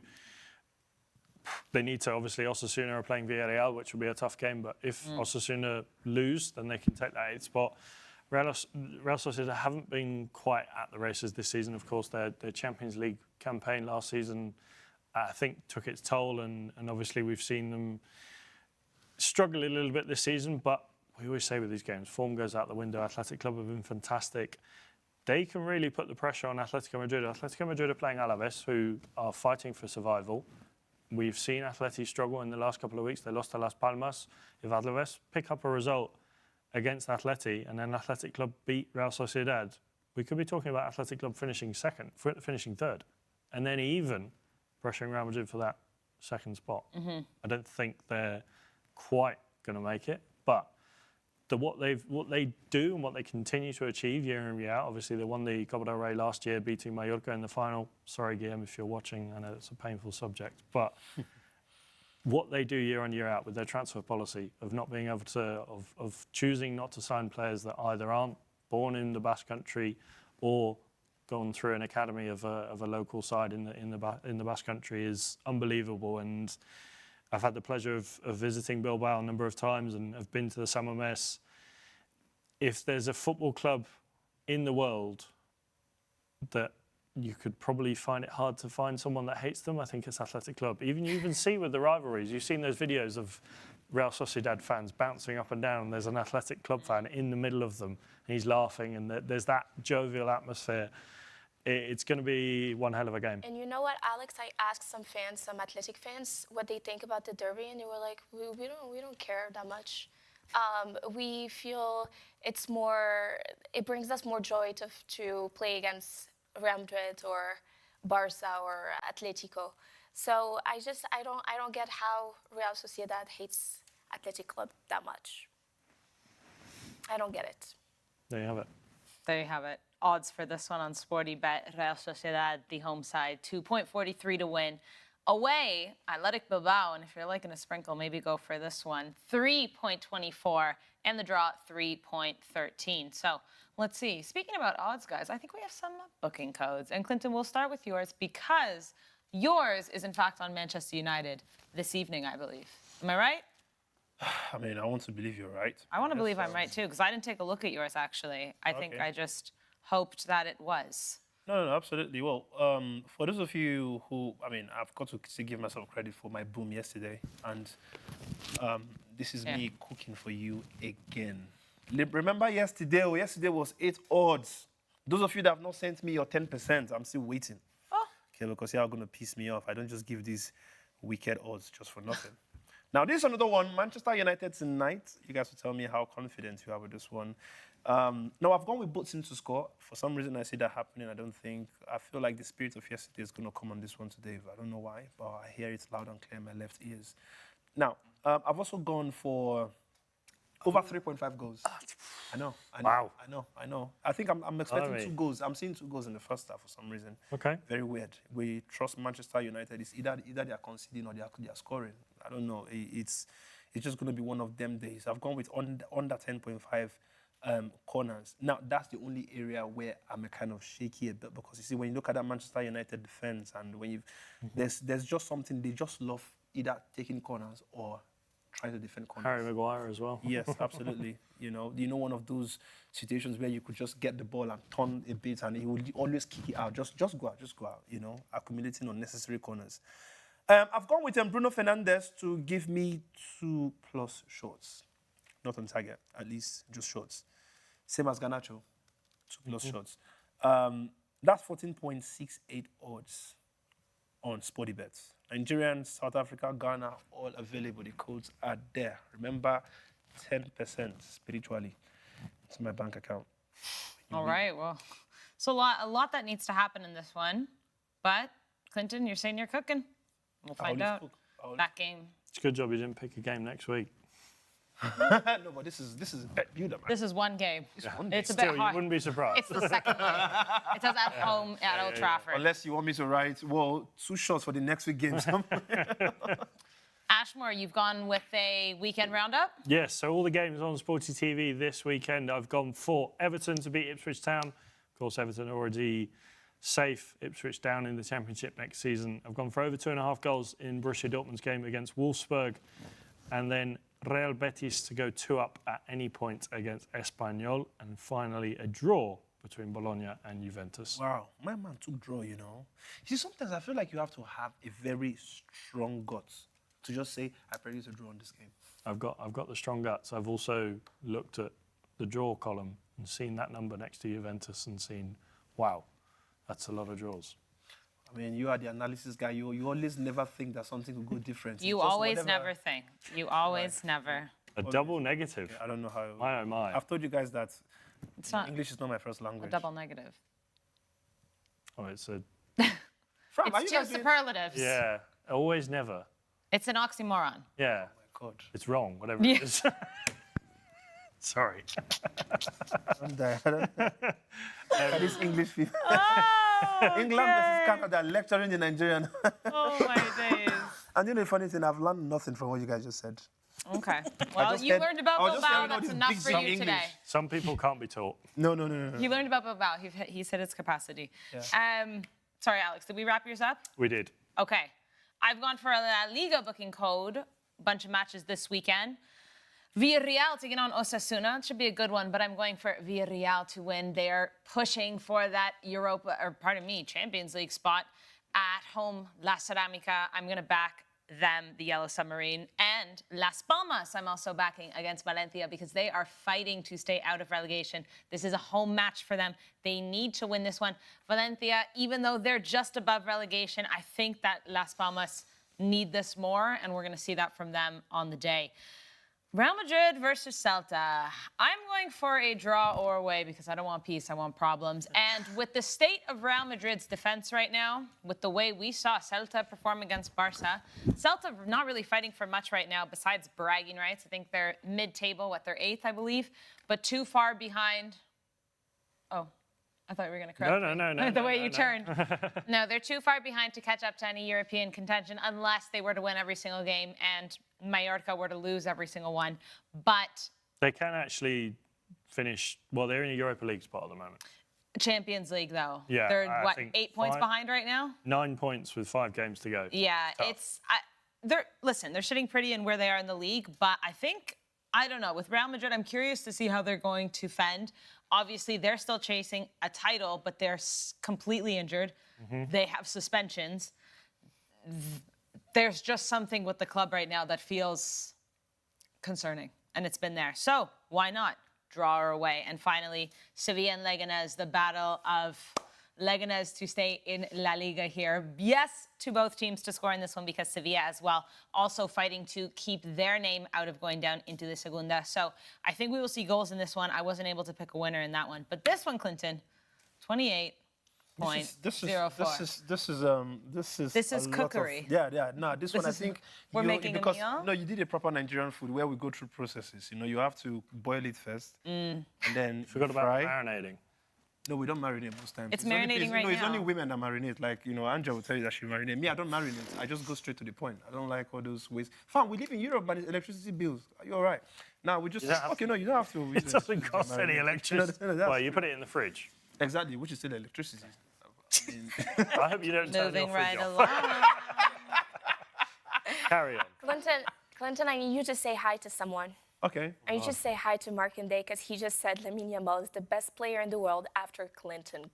Oh, God. I mean, that's a very big compliment. Lie? Sorry.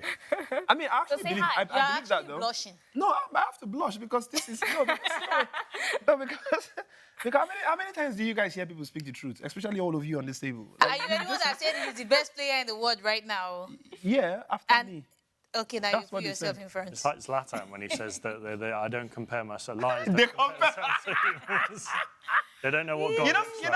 I saved a whole bunch of all these stuff on Twitter. You know, sometimes I just go to read all of this, Zlatan stuff, and they just make me laugh, man. It's like how. Wait, I want to try to remember one of them. There was one where there were the pictures of the best United players on the wall, and Thierry Henry said, "Why aren't you there?" He said, "Well, they still don't know how God is looking."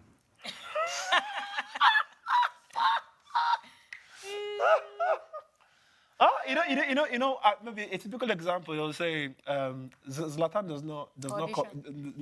does not commit fouls. Fouls commit Zlatan. Oh dear. Nouha, do you want to read any other comments before we move along here? Anything? Absolutely. It's not involved Clinton being the best Yeah. player in the world. Actually, some comments are talking about the Bilbao philosophy. Some are saying, should Real Madrid do this philosophy, promote the academy players? Some are saying, if Real Madrid try this philosophy, they will be relegated after one season. Let's speak about that one though, because listen, when you look at Real Madrid, how many players from the team actually are from, let's The say, Real academy? Madrid? Like none.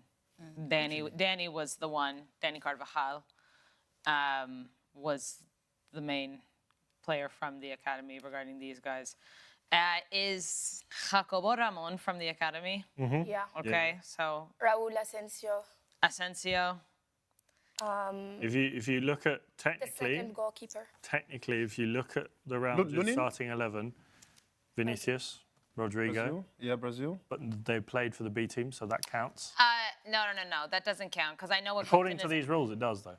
Okay, well, according to you're asking though, Like, if they came, yes, if they were yes, born yeah, and bred yeah. through that. So I But know as what like he's asking. athletic club, it's not just you don't have to be born in the Basque Country. You can No, be born- that's I said that in the wrong way. Like just because they played a 1-2 game for La Castilla, like they had to go through the ranks there. I know what you're trying to do, and I know what he means, and that's not what he means. He's talking about players that were actually coming through those ranks properly for season. Like the Gavi, Okay. the Pedri in Barcelona. Yeah, Asensio, Jacobo Asensio, Ramon. Jacobo Ramon, So let's go through Gonzalo Real Madrid's Garcia, 11 but first. he's not Let's even see. on the I want to see how many. from proper like. Yes, yeah. Okay, So Raúl Asensio.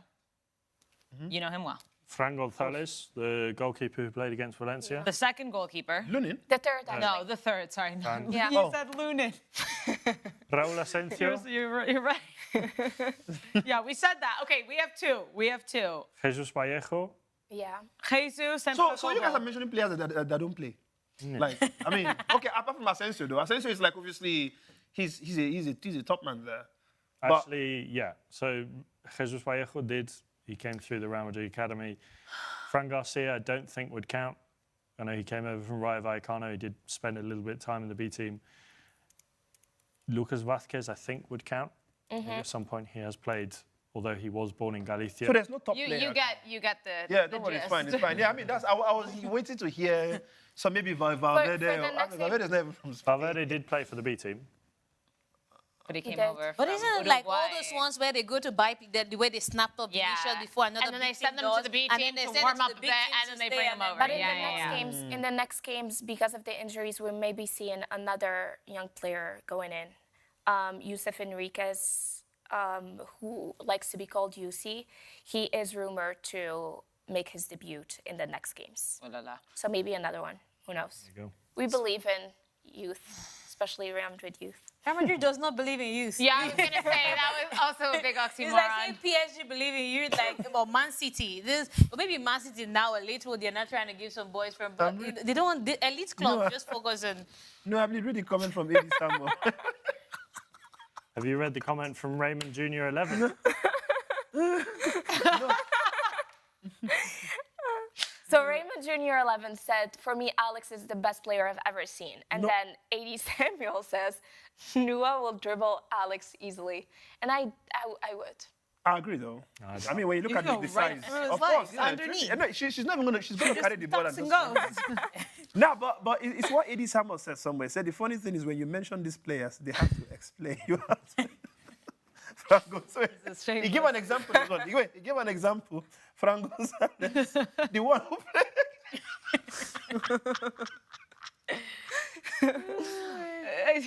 That wasn't his best game also.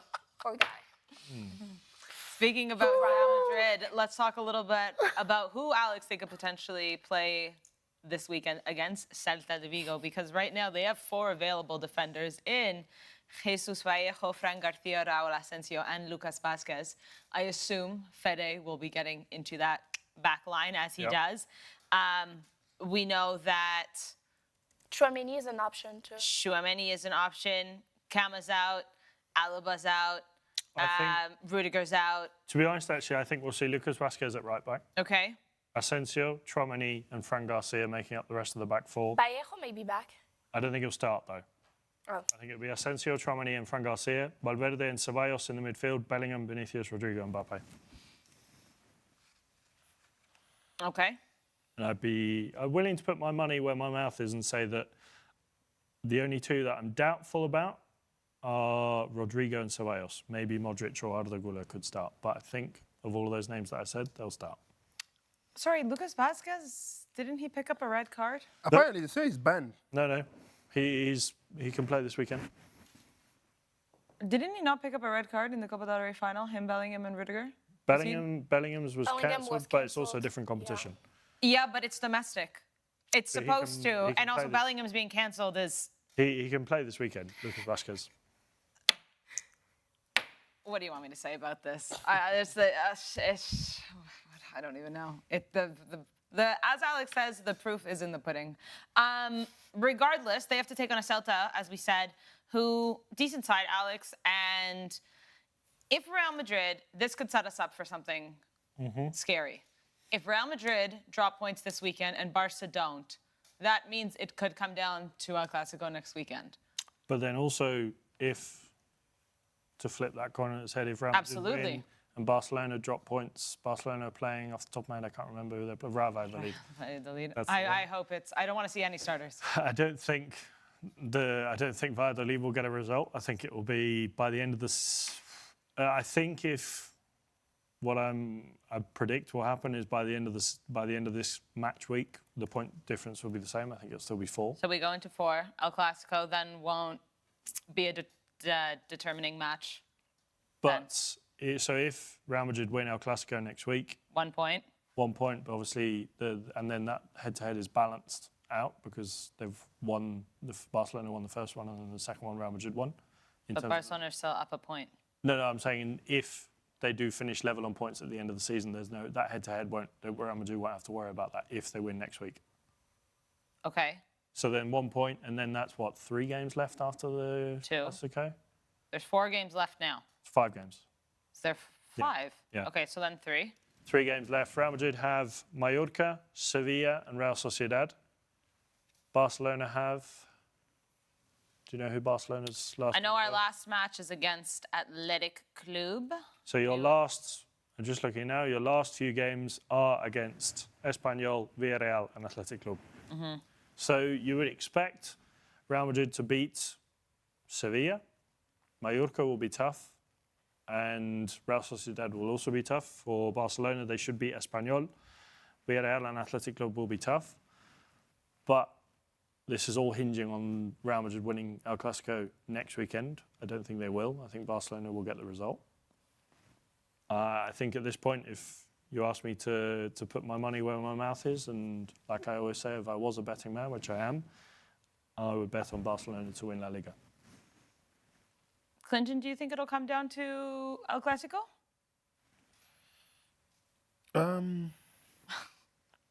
Not really. I mean, in all honesty, I think Barcelona pretty much has it.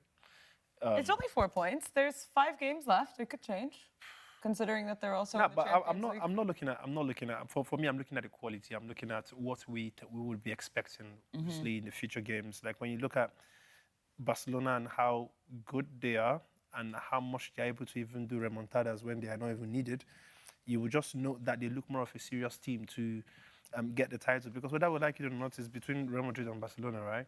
And Real Madrid, clearly, from the way we see things, there's hardly anybody who's confident about them winning games, not even against mediocre teams. Like, we've seen how bad they've suddenly become. Of course, the first time we've seen Real Madrid look slightly proper sparked up was against, the Copa del Rey, and this was even in the second half. That was just for 45 minutes. Now, what happened from the first 45? Does it mean that they don't have that spirit of perseverance, or is it like they are not so equipped to be able to play a full 90 minutes of proper game like we did before? But when you look at Barcelona, yesterday, for example, the Champions League, it was almost like the game just started, a goal went in, but you see them playing the game from the beginning to the end. They look more of a more tougher and a more ready.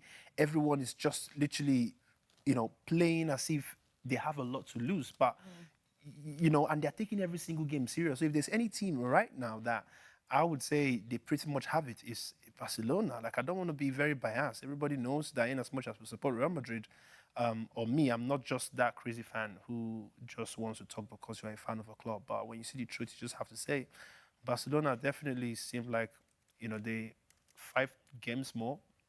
Which game in that 5 do you think they are capable of losing apart from the El Clasico, though? That's the question. Athletic Bilbao. Athletic Bilbao came to a poor Real Madrid. Real Madrid, a poor Real Madrid beat Athletic Bilbao at the end of the day, right? So I don't think there's anything extremely special. Today they are going to be playing in Manchester United, so we are going to probably judge their form from the game today. And I know it's not the best game to judge by because they are playing one of the worst teams in the Premier League. But, let's see what the performance seems like, and maybe, we're able to make decisions from, maybe obviously not decisions, but we're able to have some kind of judgment as to how good they will be. I've just confirmed regarding Lucas Vazquez's suspension, it will only be served in the Copa del Rey, so next season. So he's going. So we're waiting for next season for him to serve. This, you see, sometimes I feel like this guy smoke weed. I don't understand who makes. Anyways, Shad, let me. All right. Well, on that note, we have Euro League coming up after today's show. Real Madrid taking on Olympiacos, and they could be knocked out this evening if they lose. But we have our very own Chantal at the Movistar Arena, so let's check in with her. Hi, Sara, and everyone back in studio. As you can see, I'm here at the Movistar Arena. The players are behind me warming up. So we have Real Madrid facing Olympiacos in game day 4 of the playoffs. Now, Olympiacos currently leads the series 2-1. So Real Madrid is in a must-win situation. They have to win this match if they want to have a game day 5. So players like Campazzo will be under pressure, might tear their Super Mario as well as Tavares. They will have to step up. Real Madrid has been leading the board in terms of rebounds, but for a match like this, they will have to step up their 3-pointers as well if they are looking to take a win from this match. As Olympiacos has been in form all season, they have the like of a McKissick, they have the likes of a Ivan Fournier. So Real Madrid will have to give it their best shot. Will we see that remontada here for Real Madrid? I don't know. What do you guys think? Let me know. Thanks, Chantal. Odds for this one, Real Madrid 2 away, Olympiacos 1.92. Alex, can Real Madrid do it tonight? I mean, it's a must-need win. I think at home, they've obviously got that advantage. Sorry, Nouha's shaking her head beside you. I don't believe in them anymore. I haven't finished yet. I think if it was away, it would have been a lot tougher. We know how animated those crowds can get in Greece and Eastern Europe as well. And I just think it will be, if they win tonight, I don't think they'll win the playoff or the tie altogether with the given how badly, or how much they have to do to come back from this one. Why not? Let's say they'll get the win tonight, but I think they'll lose in the next one. Nouha? This is Olympiacos, by the way. Yeah. It's not. I've seen them struggle against worse team. I've seen them struggle against Asvel, which is a way worse team than this. But Real Madrid did win the last one at home as well. The last one against not against Asvel. Yeah, the last game. Yeah. I don't believe in them anymore. I don't think they work as a team. They have been off it. I mean, they're still top of the Liga Endesa, but they finished 7th. But Euro League and Liga Endesa are two different. So they had to play that play-in against Bayern.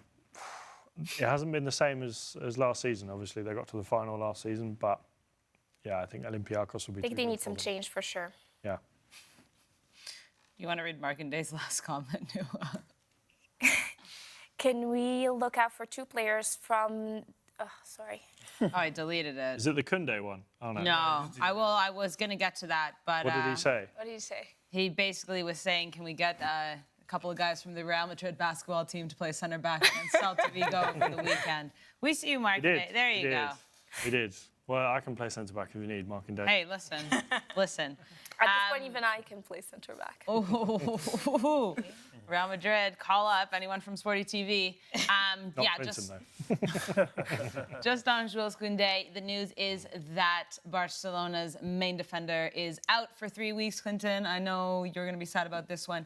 He will not be available for the second leg against Inter, which is a massive, massive advantage for Inter Milan. He won't be available for El Clasico. Koundé?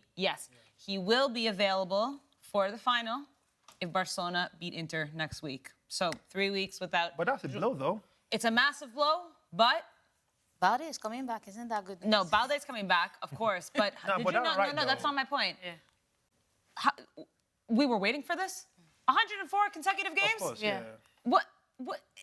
Is he made of, like titanium? Of course not. I think Koundé played as long as he could, and it was just a matter of time right there at the end of the season, too. But a massive blow for Barcelona. So we'll see if he maybe makes it to the final of the Champions League. I don't know. Actually, Angel, I feel like I haven't spoken to you in a long time. I haven't heard your voice.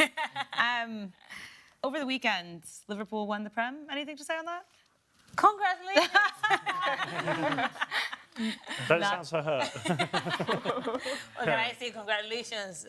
Nothing else. This is opening a can of worms, I know. Oh, no. But Here we go. Liverpool have now won the same number of league titles. Yeah, as Manchester United. We're almost done. They've won more Champions League / European Cups than Manchester United. You know, Jamie Carragher Does said that something. make them the biggest team in England? Yeah, Jamie Carragher said they are unarguably the biggest club in Gary England Neville now. said it as well. Who's Gary Neville? Oh. But anyways, I just think that at this point, if we're going to go by what they have won, actually, they're, I hate to say it, but they are the most successful in terms of achievements. I think that's how I would put it. But they're not the biggest. They're not the biggest. Clinton? What do you think? Are they the biggest? Liverpool, are they bigger than Manchester United? Forget about how depends. Man U is playing right now. Just think of the history of the club and No, how no, big the club exactly. So, is. yeah, exactly. That's the reason. So if you were asking me... They've if won you the were- same number of league titles, but Liverpool won more European Cups or Champions. Yeah, they Yeah, won but everybody knows Manchester. Like, do you understand what it means? Do you know how many players whom even as if Manchester gets relegated, goes into the Championship, there are so many players that would just want to identify to say I play for Manchester United. No, Same for with real. Liverpool, though. No, I don't think when you see Manchester United, Liverpool, there's a very huge difference in my opinion. I think Should get a last-minute poll going. Popularity? Who is the biggest it's team? not for me. I don't think it's even about popularity. I think it's more of the aura, the legacy that comes with Manchester United, right? That's The all. Reds. And like Manchester United fans talk about, huh? No, Legacy, but Cristiano it's Ronaldo, not even highlights. just. It's a whole like Real long Madrid. period. And maybe also because their wins have come in I think more that's what recently I was than, gonna yeah. suggest. You know, most of the people who are living now who are football fans, who were born in the 90s, 1990s, 1991, you know, and the 2000s. So mostly it was Manchester United, they saw Sir Alex Ferguson winning and winning and winning.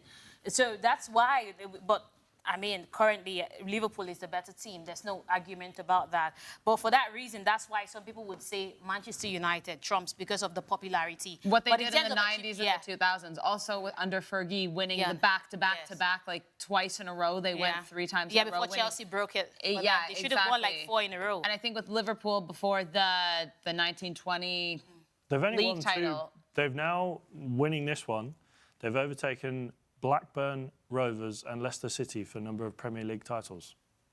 Who? Exactly. Liverpool have now won, after this season, more Premier League titles than Leicester City and Blackburn Rovers. Good. My goodness. I do think recency bias, though, plays into it because of everything Manchester United did in the 90s and the 2000s. Because before, like I said, Liverpool won in that 1920. They hadn't won since the 80s. Yeah. So I think that's what people look at. I also think Manchester United are a more, what's the word I'm looking for here? Profitable? Like, in terms of... commercial-wise, revenue generation. So I think like Manchester United alongside, I think Barcelona and Real Madrid are... You see Manchester United jerseys when you're in the middle of nowhere in like... I'm sure, well, Africa for sure, but you could be in like, you know, Machu Picchu in Peru, and there's a United jersey in Thailand.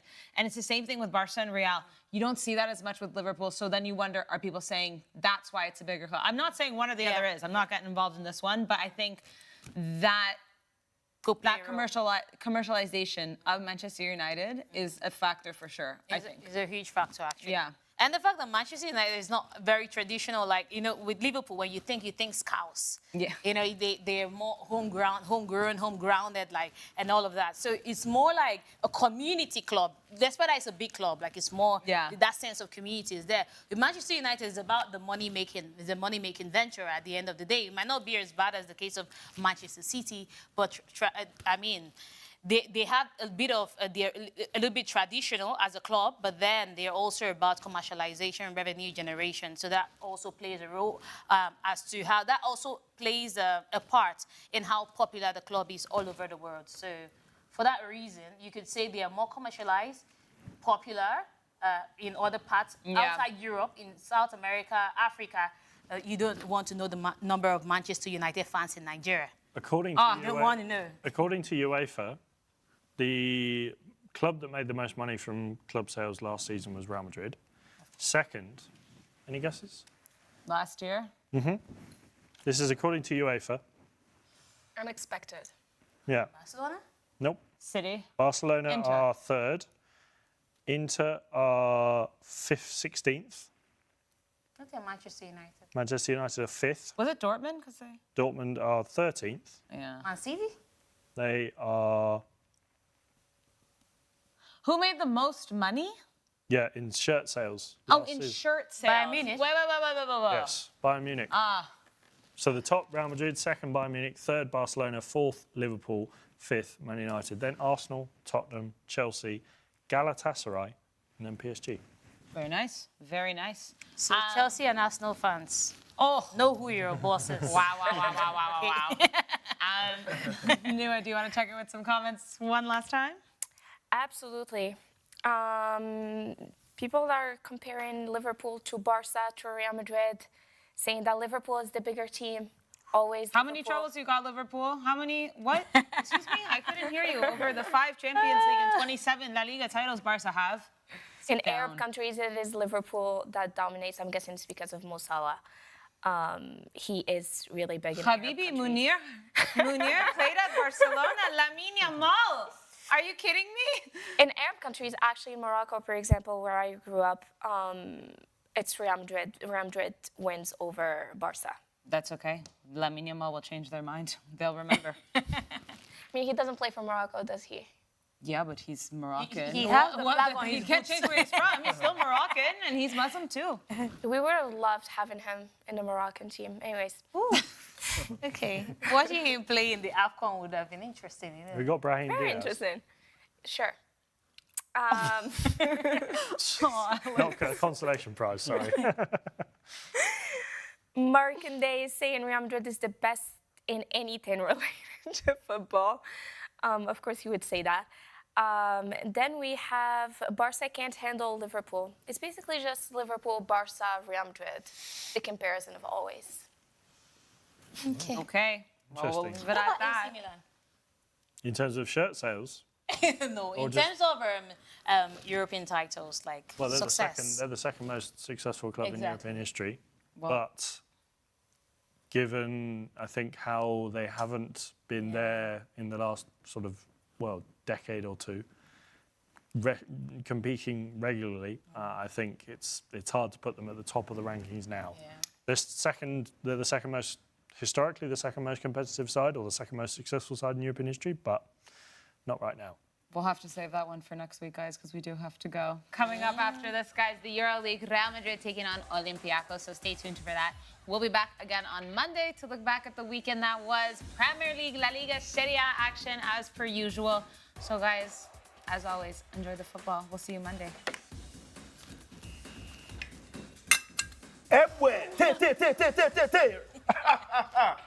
Manchester United, don't piss me off today, man. Garnacho, just one, please.